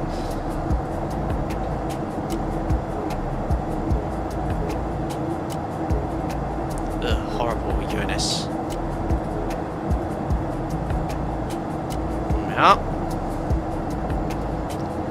Working backwards from here. Said here 80, so we've got 10 miles, so 65 miles from Yakai. I want to start our descent.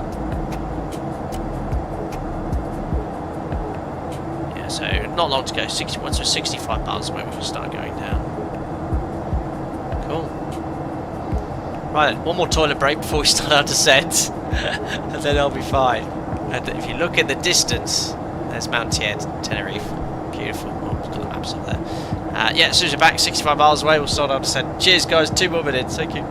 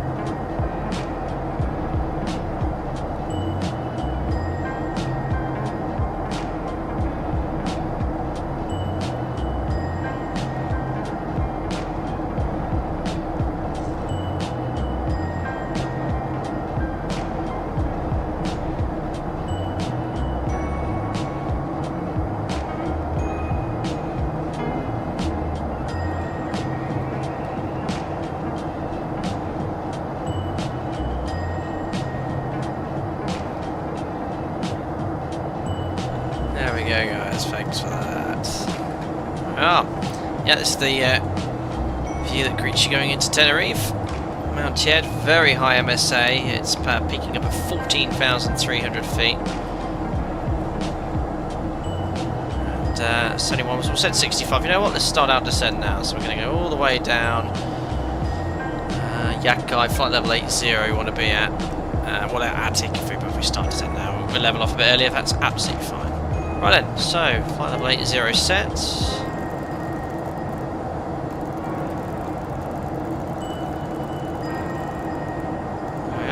And again, you're just going to turn off fly director for altitude hold. You know, I'll turn off all the mode selectors here.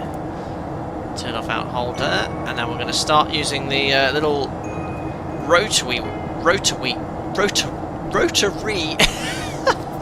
to start descending. There we are, a couple of taps.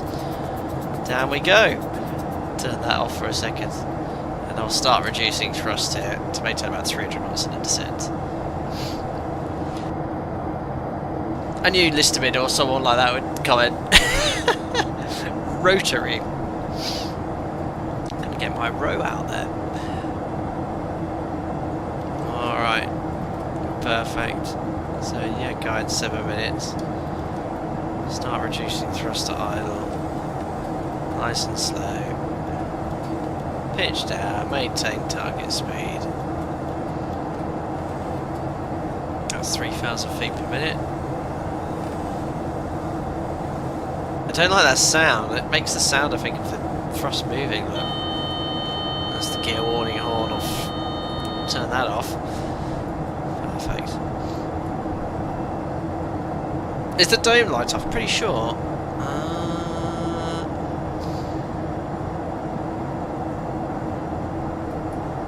I just turned everything up. I can turn down the red lights. Ah, ooh, that's changed things. Oh, that's changed it a little bit. Yeah, it's not red anymore. Is that better, everyone? Is that preferred? Let's do a descent prep checks. Run. Descent preparation checklist. Air compressors. Start. Fuel crossfeed selectors. Aaron, I know V1 is a fan of the 1500 hour. Oh, really? Interesting. So yeah, exactly. He's probably seeing it from a different perspective in the US than I do in Europe, because obviously I was a 300 hour, 200 hour 737 pilot, now an 8,000 hour one. And I'll tell you one thing I've learned as well, especially being an instructor. There's a bit difference between experience and ability. So don't get me wrong, experience is a really important and valid tool to gain experience and use those skills to become a captain, training captain, whatever. But I've also trained and checked experienced pilots with many thousands of hours more than me who aren't as good as someone with considerably less hours. When I say aren't as good, they still fly their aircraft within limitations and whatnot, but I've done checks on cadets and they've flown the aircraft really nicely. No better than I could on a raw data. So yeah, there we are. V1 is converted to X-Plane 12 lately. Oh really? I thought he hated X-Plane now. I thought I was the only one left. That's good. X-Plane's brilliant. I still prefer aircraft handling X-Plane. Microsoft Flight in 2024. Said it so many times. Best all-round simulator. But yeah. Way aircraft handled in in X-Plane 12. Yeah, much better.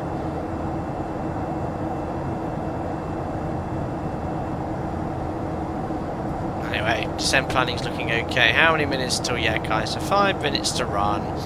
Sending just under 3,000 feet per minute. So we're going to lose 15,000 feet and we're at 24. So we're around 9,000 feet at Yakai. Perfect. This rate descent's good with idle thrust. Sort of holding around 310, 320 knots. I think it's slowly accelerating, which it seems about right. Yeah, it seems to be quite stable there. No speed pitch mode in descent, just vertical speed. I forgot to mute my mic, didn't I? Yeah, sorry, excuse me. So sorry.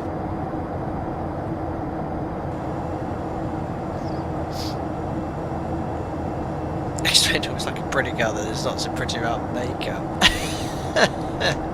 Thanks guys, sorry. Our daughter has learnt that as well, which doesn't say that, she sort of goes, moo. Because obviously we've been saying it all the time.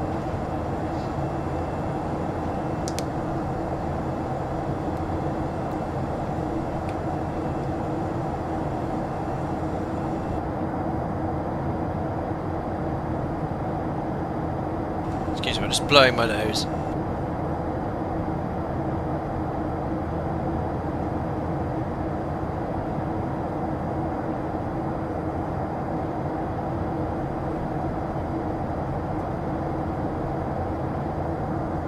Yes, that you do not want to hear.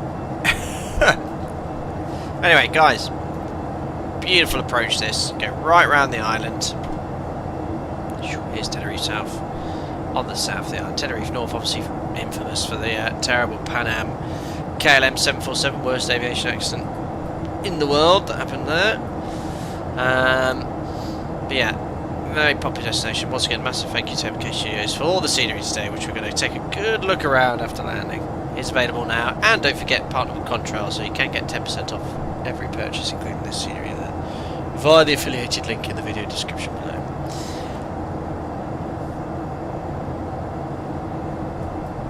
So yeah, descent management, be very careful, because the only way to descend is with this trim wheel, and you've got to make sure that your speed's good, which we are pegged at 320, happy with this rate of descent 3,000 feet per minute, passing 17,500 feet, so seatbelt signs can come on. We better get them to extinguish their stoogies. What's that word for a cigar? There we are. Speedbird, how are we finding the 7.0, Captain? Worth the tenner? Absolutely, yeah. Definitely worth the tenner. Really curious to see how this approach works though, because last time we could not slow this aircraft down even with full gear, full flaps.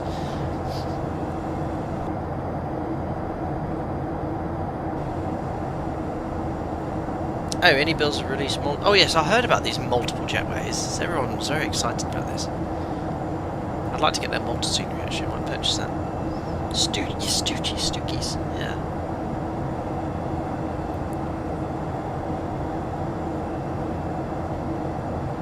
Perfect. Oh, Mike. Tenerife accident was the day before I flew in an aircraft for the very first time. I bet that. How did that ease your nerves? That was an accident that should never ever have happened. Oh, yeah, it looks great at night time to sim, doesn't it? Fantastic. Which reminds me, I'm going to start the replay tool here in the background and watch the Windows sounds. So this is the flight control replay tool version 6 sent to me from the developer. It's a bit of a faff to start, but once you've recorded it and saved a file, it will start recording, which I'll do on base leg.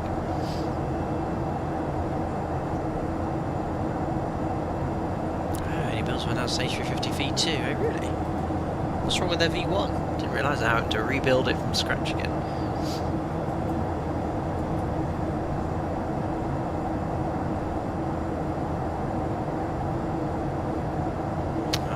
So approaching 12,000 feet, we'll start reducing the rate of descent around 1,000 feet per minute and start slowing down to 250 knots. So we'll start making some nose up inputs now. There's La Gomorra. There's a tiny little airport there, but they don't take commercial international traffic. So a few little nose up inputs on the trim wheel, or you can rotate the wheel here using your mouse. It's a bit fiddly. Bug 250 knots now. Yeah, it is a very slippery aeroplane, that's for sure. It's 1,000 feet per minute. It's very. Yeah, I think it needs a bit more drag. You know, we're doing 300 knots, 1,000 feet per minute rate of descent, and it's barely slowing down. I'm not convinced that that's accurate. It could well be though, but you know what? I'm not sure. Make a left turn pretty much 90 degrees momentarily. Yeah, you know what? I'm going to have to use speed brake. It's just I've lost 10 knots in about 30 seconds doing 1,000 feet per minute. So speed brake's extended.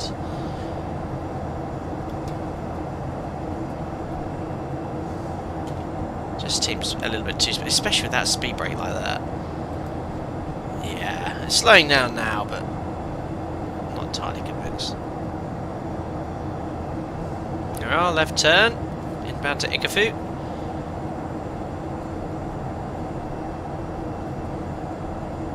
Hey, 10 miles to Yak. What?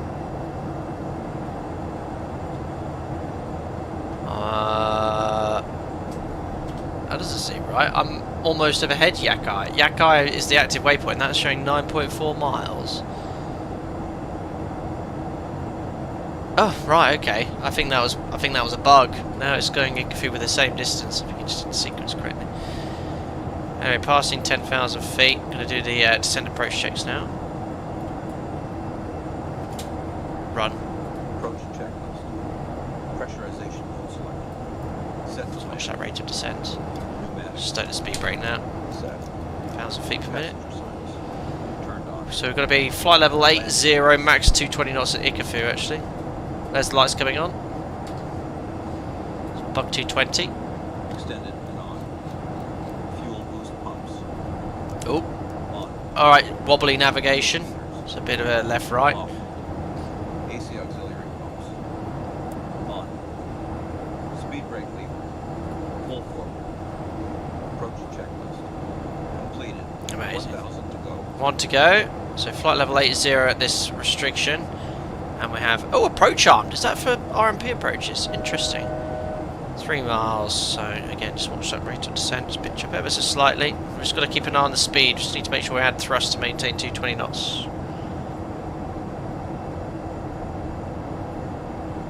Oh, is it? Oh, is it another traffic? Just keep an eye on that. So I'll bat some still. Yeah, it's too slippy. I'm clean here, speed brake up, doing 750 feet per minute, and it's just, I don't know, just doesn't slow. This airplane does not slow down. Anyway, passing the flight level 80 restriction, we can now descend down to 6,000 feet. Yeah, it's so slippy. I'm not convinced that the drag model is quite right. 6,000 feet set. What's the QNH here? Just get the latest weather update as well. So the weather, 080 at 12, 25 degrees, QNH 1018. Magic B button. Ah! Oh my gosh, what's happened to my... What the hell has happened? I can't...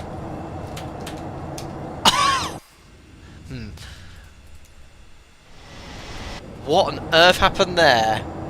What on earth happened there? I pressed the Magic B button. And it like that. It's the problem with this sim. It's got all sorts of weird stuff that goes on. Right, I'm going to start the rig. Oh gosh, I need to talk to this developer. It's a right faff to get this replay tool. You're going to open this app, press this, deselect relive, blue, record, save a file on your desktop, 707, save. I'm now recording. Perfect. That was a bit weird. Anyway, yeah, we can descend down to 6,000 feet. That's set. And actually, you know what? We're going to go straight to Xanos now. So we're going to descend to 3,000 feet. Direct to Xanos. So we're not going to fly this entire point merge arrival. We're number 1.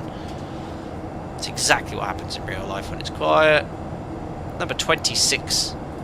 Enter. Tenerife South, Chanix 14 Charlie Victor 5 mile final runway 7, Tenerife. Janix 7 mile final, that's fine. And we're going to descend down to 3,000 feet. We're going to turn on heading select, vector ourselves on. A bit high here, speed brake. Let's go on to quite a long final. So I'm still in the attitude pitch mode hold. I'll leave it, actually, you know what? I'll leave it in nav to get onto the localizer. We've got DME already, 18 miles. We're going to look good. 612. Perfect. We're turning final just in time. This is active. Courses are just set. Let's do that as soon as we start turning. I'm going to go heading select, switch to a localizer because I've got to set the courses really quickly to the runway QDM. Give a nice intercept heading. Runway 07. Lights up alive. So again, I've got to have brought the speed brake out. Just seems to be too slippy today. Minimums. Cheers, Sasha. Congrats on birth for your son. I hope Joe's recovering well and that sleep is not eluding you too much. We're doing okay. We're just taking shifts. But we're doing alright, Sasha. Thanks for the kind words. You're doing well, madam. Alright, just want to make sure we're definitely Yeah, Xanos is the active waypoint. Good. It should start turning left ever immediately soon. Don't have it too late, plane. I'll start trimming those up slightly.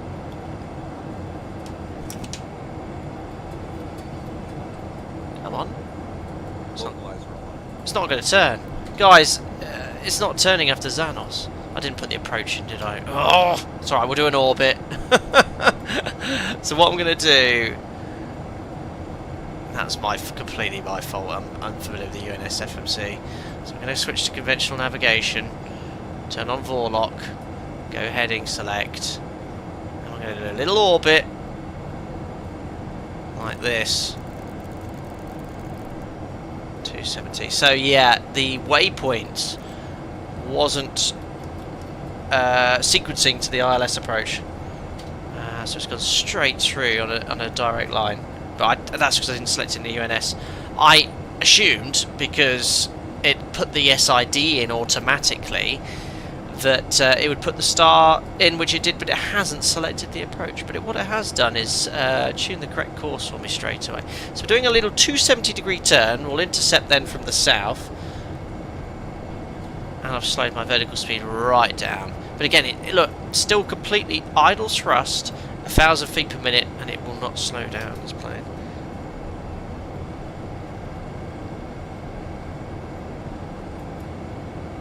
So we'll intercept here, give ourselves intercept heading for around 100 degrees.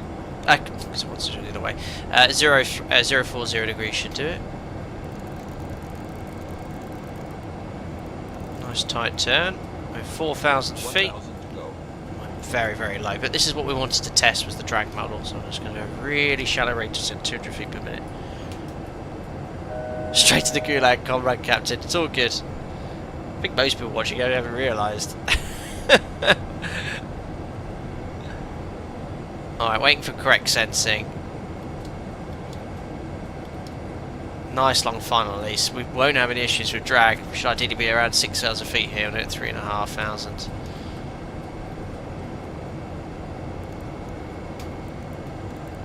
My target speed there, about 210. Alright, perfect. Correct sensing, arming Vorlock. So the localizer deviation bar is... Yeah, you know what? We'll just maintain the speed for a little bit longer. We'll just slowly do a very shallow rate of descent here. There we go. Making little inputs on the pitch here. Vorlock is armed, so intercepting from the south now.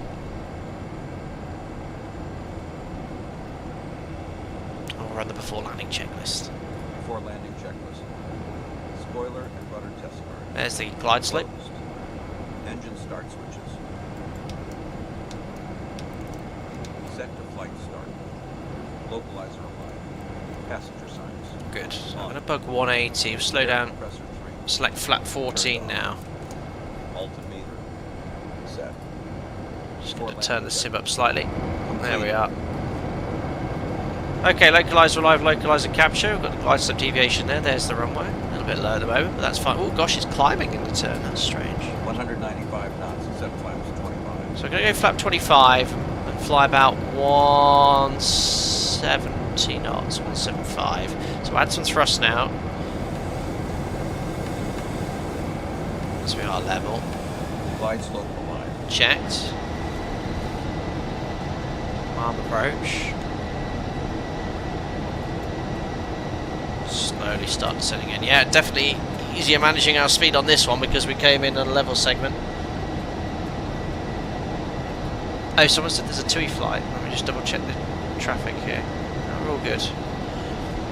Tenerife South traffic, Alpaca 707. Established on ILS 07 Tenerife at 13 miles. Okay, so add some thrust here to maintain around 170 knots. It's a very low thrust setting, but again, just want to see what it's like when we're fully configured. Okay, glide slope capture coming in. Landing. Set bugs one more time. Just going to bug our target speed again one more time. There we are. Glide slope is armed.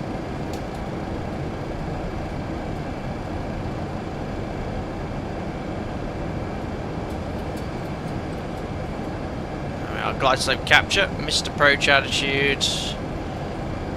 3,000 feet is set. Glide slope white light, I guess, is captured. Right, let's have a look here. So I'm going to go idle thrust. 10 miles. So completely idle here. And it's accelerating. I don't know. I just think it's too slippy. I'm 180 knots and it's accelerating with flap 24, was this? Alright, let's drop the gear. Just want to see what happens when we drop the gear here. Alright, there's the drag from the gear, so there obviously is drag. Gear down, 3 green. Yeah, the rate of deceleration is slow.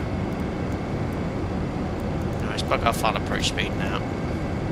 165 knots. Set landing flaps. Good, so flap 30. Let's just see how it is with full flap. Flap 40. And straight to flap 50. We're now adding the thrust to maintain the speed. Yeah, it's definitely, I think... Whoa. There's not much thrust needed. Yeah.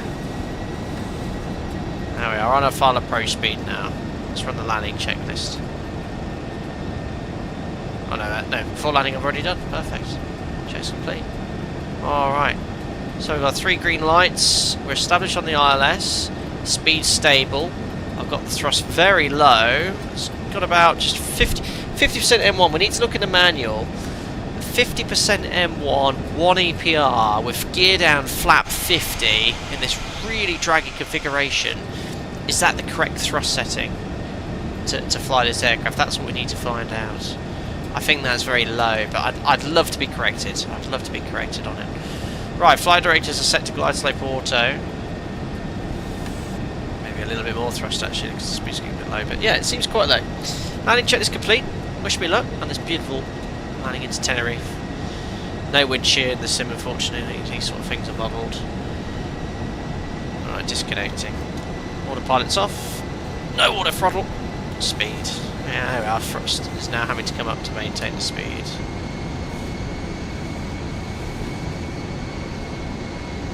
Alright, looking good, guys. Much better than our approach into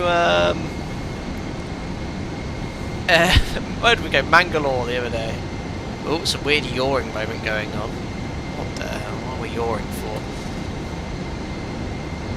Light slope saying fly ups. 1,000 feet. Checked. Yeah, much more stable than last time. It's grey out otherwise. Do I have to arm the speed brake in this? I'll extend it manually after touchdown. Okay, so I'm primarily flying visually now on Pappies on the centerline, but the aircraft is yawing. Nice and stable, surface wind's 10 knots. Tenerife South traffic, Alpaca 707, short final, runway 07.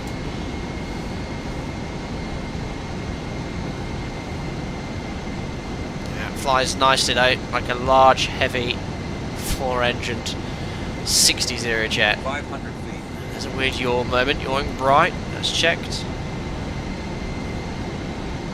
A little bit left of centre line. Correcting the Pappies. Correcting the Pappies. Speed. Back on glide path.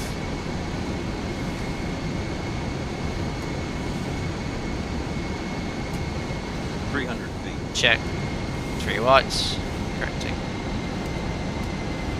Minimum. Continue. Speed's good. A little bit high. 100. Check. 50. 30. 20. 10. Oh, right on the mark is pretty much. Right, speed brakes up. Reverses. Reversers. What a landing. Okay. No auto brake here, so manual braking. Whoa, slows down quick. 80 knots. 6 knots on reverse. Ladies and gentlemen, welcome to Tenerife. That was a beautiful landing. Alright, cancelling reverse. Perfect. I'll take it. No, the speed brake. And ladies and gentlemen, welcome to MKStudios Tenerife South. Tenerife traffic 207 Victor Bravo Island 07 10 miles out. Back at 707, runway 07, Tenerife vacated. 4 out of 10, Kona. Cheers, buddy. Right then, let's do the after landing flow. It's great. With this flight engineer, you can concentrate on what's most enjoyable, and that's flying the aeroplane.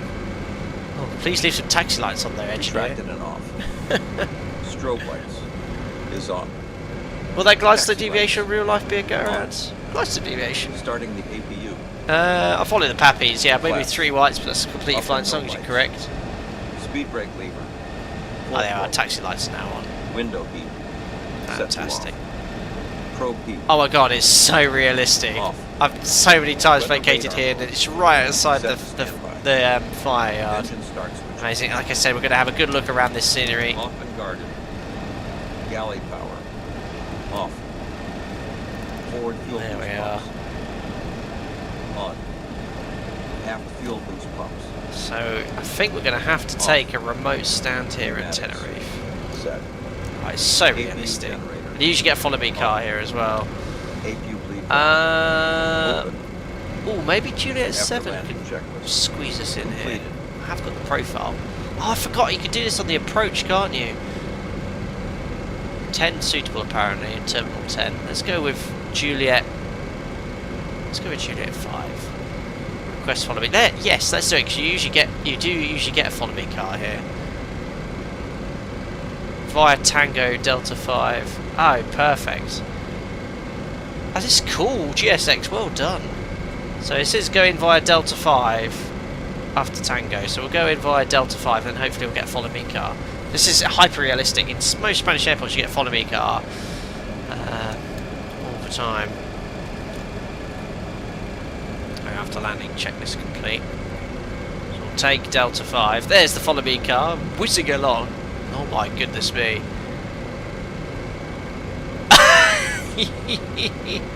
Oh my gosh. Might start braking. Follow me. We are so spoiled desktop simulators to have all this realism now. It's amazing. There's an aircraft here on short final VATSIM. So cool. But yeah, this is what you get in Tenerife. Utilise these features because it's realistic to have follow me cars in certain airports. Although it has sped off, they don't usually go off quite as far as that.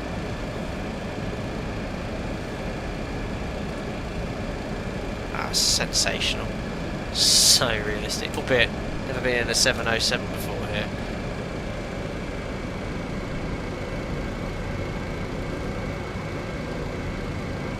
Bang on.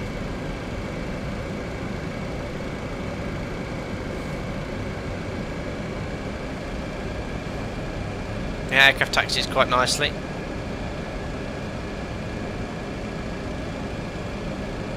Yeah, so that was a great success. Yeah, I wonder what happened on that first flight with the drag. It was definitely, I think the flight model's too slippy still, especially clean. Definitely better once we got configured with the gear and flaps than last stream. I don't know what happened. But, you know, I did actually have to add thrust to maintain speed for the last sort of 1,500, 2,000 feet. There's the follow me car.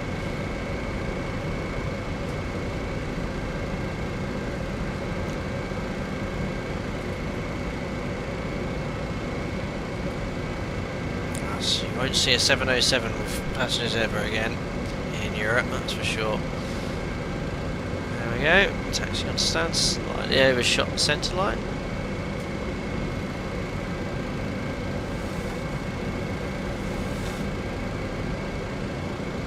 Awesome.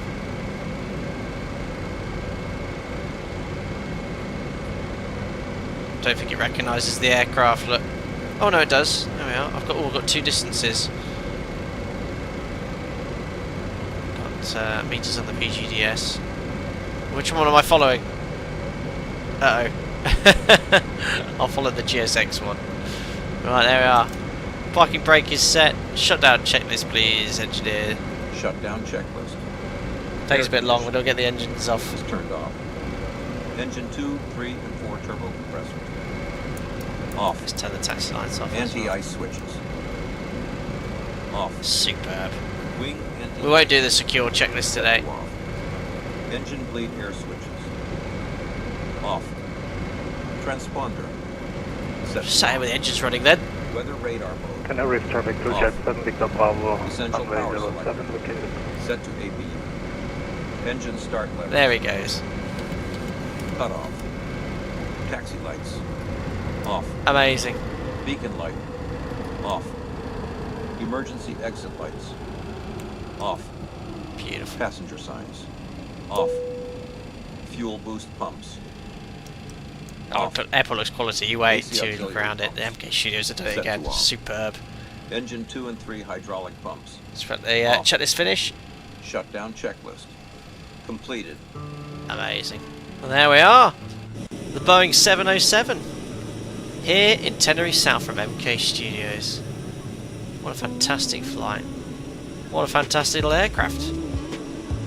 Highly recommend it, guys. 10 quid. 10 quid. Let's offload our packs. The boarding requested. I've noticed this aircraft though, it never uses an air bridge, always uses bus and stairs. Anyway, there we are. Yeah, fantastic. Well, I think the aircraft is a get. You know, we had some issues last, our inaugural sector in the 707. I think they still need to have a little look at the flat drag model, especially when it's clean. But otherwise, for what you pay for this add-on, a fantastic purchase, especially with the flight engineer. You can really enjoy the flying. You can fly with UNS and fly on av arrivals. The autopilot pitch is very simple. Yeah, flies beautifully like a big heavy aeroplane. Highly recommend it. Highly recommend it. There we are, offloading now as we speak. Gosh, it looks fantastic.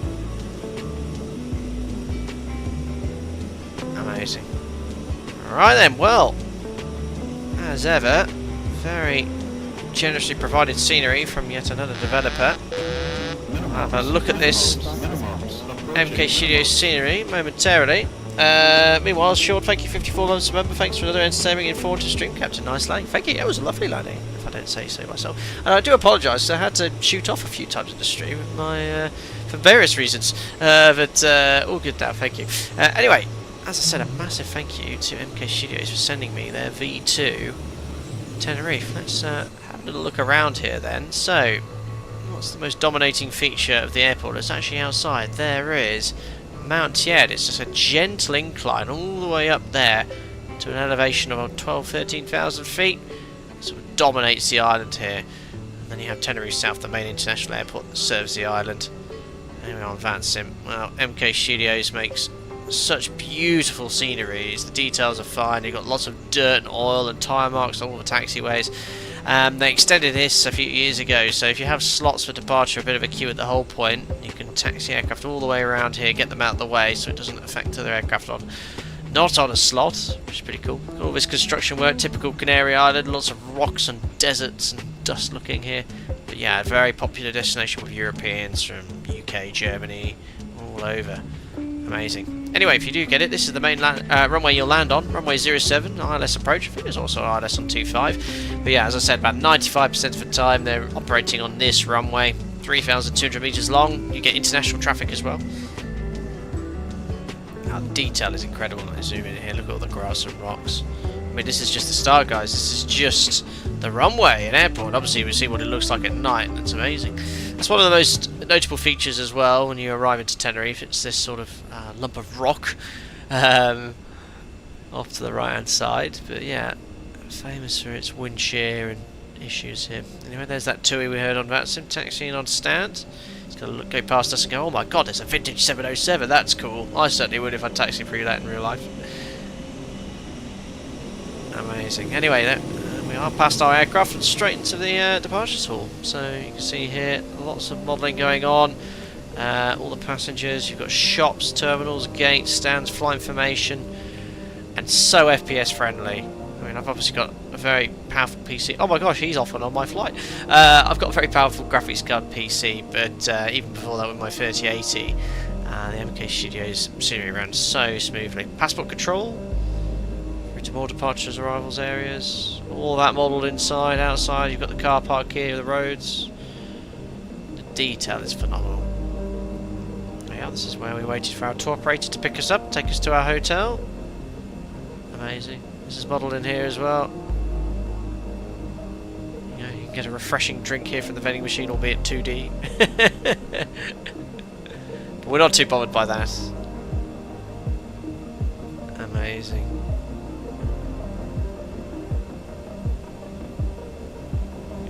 Fantastic. I love looking around these sceneries. The detail is amazing. Who here's been to Tenerife anyway? Hands up in chat. Yeah, there's all the tour bus operators. All the signposts. Oh, what detail. I think these are great. I love these high detail airports because if you fly from the airport in real life, it's nice to get the scenery and have a look around. But there, into the tower. Yeah, some modelling there, the screens. Great view.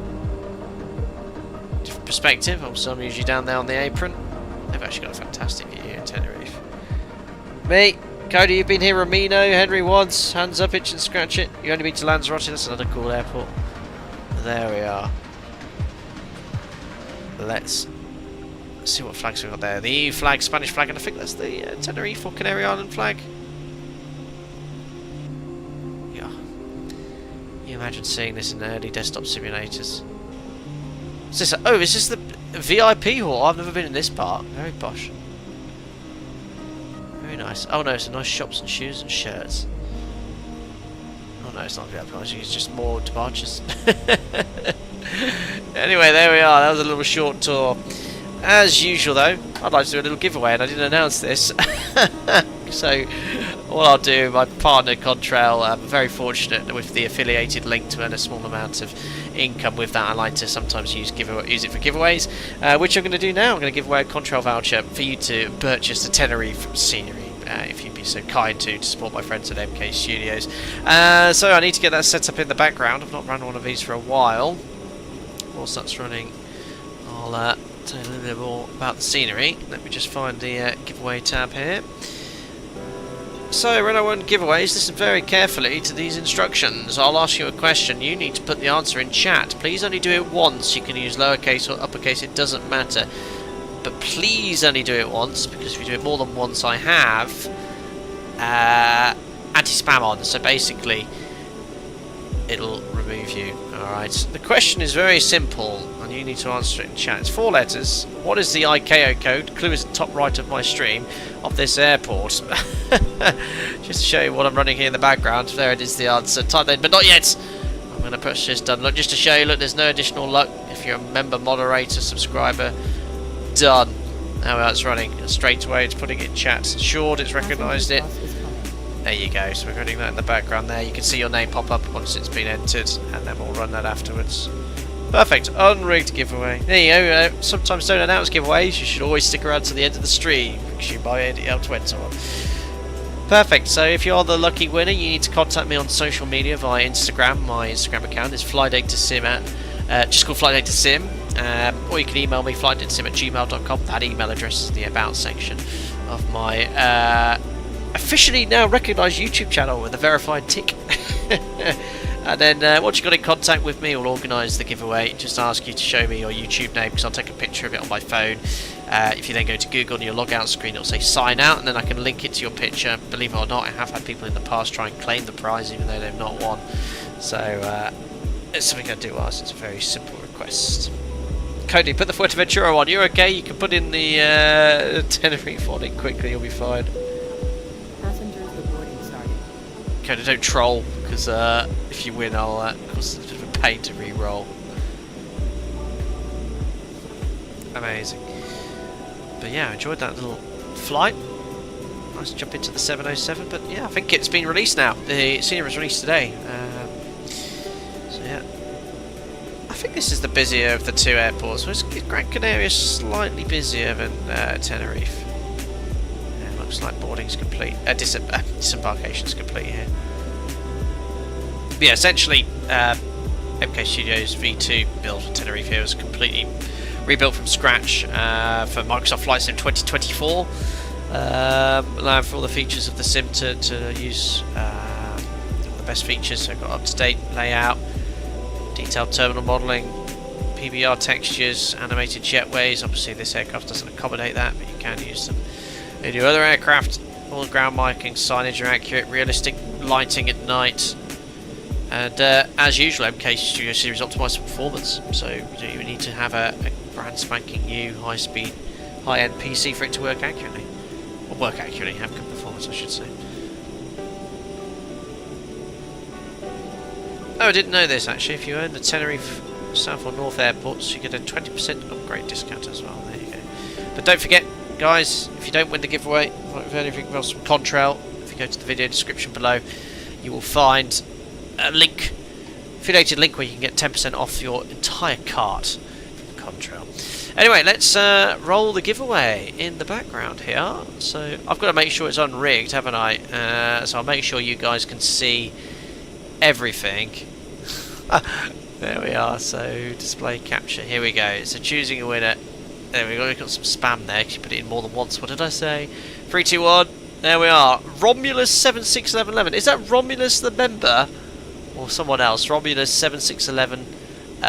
Follow status unknown. You are the winner. Let me know in chat if you're here. There you are. Romulus 7611. There you are. Let you know. Let yourself known in chat. And then Romulus 7611 if you'd be so kind to get in contact with me via social media or my email address. I'll send you a Contrail voucher so you can purchase the Tenerife scenery so you can enjoy in Microsoft Flight Sim 2024. Oh, it is you, Romulus. I know you. Romulus is a member. Everyone's going to say it's rigged then. Romulus, I'll drop you a message after the stream and we'll get you a Contrail voucher so you can enjoy the Tenerife scenery. Fly outside of the US, come to Europe. Amazing funny, there we are. Romulus, with all these silly numbers they put in after people's usernames, I never remember who's who, but there you are. Thanks for popping in, buddy, anyway. So there you are, conclusion. Get this Boeing 707. Not affiliated working title any bills at all, but it is that good for 10 quid. It's a really well modelled aircraft. Just again, the drag model, I think clean, slightly needs tweaking, but certainly fluid, a lot better on the approach. Thanks for all the tips today again regarding SimBrief, getting that utility to load sort of a default aircraft in Microsoft Flight Sim 2024. I think that's a bit of a must. But yeah, definitely worth it. And yeah, MKStudios, if you see any scenery from them and it's your home airport, get it, because they're so well made and so well optimised. You've never had any performance issues in these airports. They look fantastic. So once again, thank you very much to MKStudios for a copy of the Tenerife scenery. There we are then. So I am using the replay tool here in the background, very kindly also provided, the flight control replay tool from developer, to allow us to do replays of landings in Microsoft Flight Sim 2024 better than the default ones. So let me just turn off the flight data window here, turn off this music, we'll try the funky replay music. Oh my god, that is loud. Now, I'm not sure I forgot to start engines with this. Let's see, let's go straight to the replay. Stop the recording. It usually freezes everything here. Uh-oh. Flight control replay is not responding. Wait for program to respond. I was a bit premature with the music. Oh my goodness me. So let's pause it. Invoice from Menzies available, I love that. So what was the time? What was the time of the approach? It was around 22. So it was around 21:50 Zulu. So I just want to change the time. Oh, I'll actually do it like this so we can see what it looks like. I think the engines are running, yeah, so this replay tool does a lot more on the animation, so I think the flaps are not extending. No, they should be extended, I don't know why they haven't. Can I do the speed brake and things like that?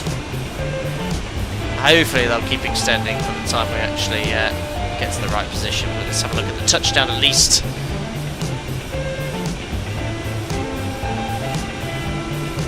Oh, I was really pleased that was right on the aiming point as well. Oh, or slightly outside. Perfect.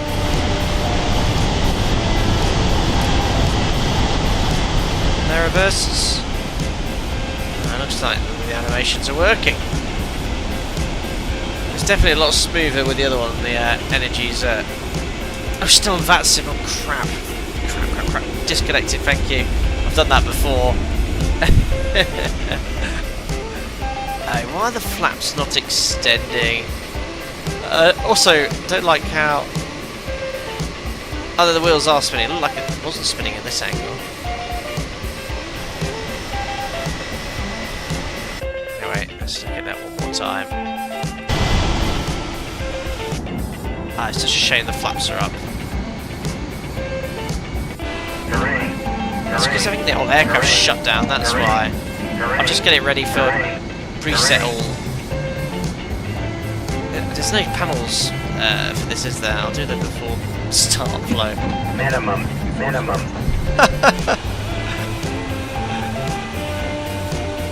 But it was a butter. Right on the markers, let's look at this angle.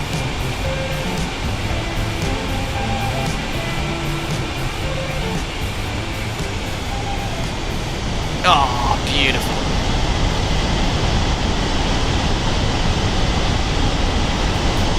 Very nice indeed. I think the sounds are right though in the engines. Just got no animations unfortunately. Very, very good.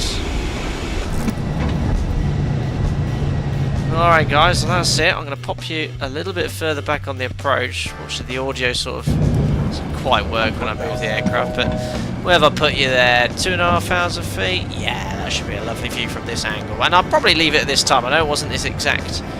Actually, no, I'll probably do it like we had it. A little bit darker. I'll get a little bit of light. There you go.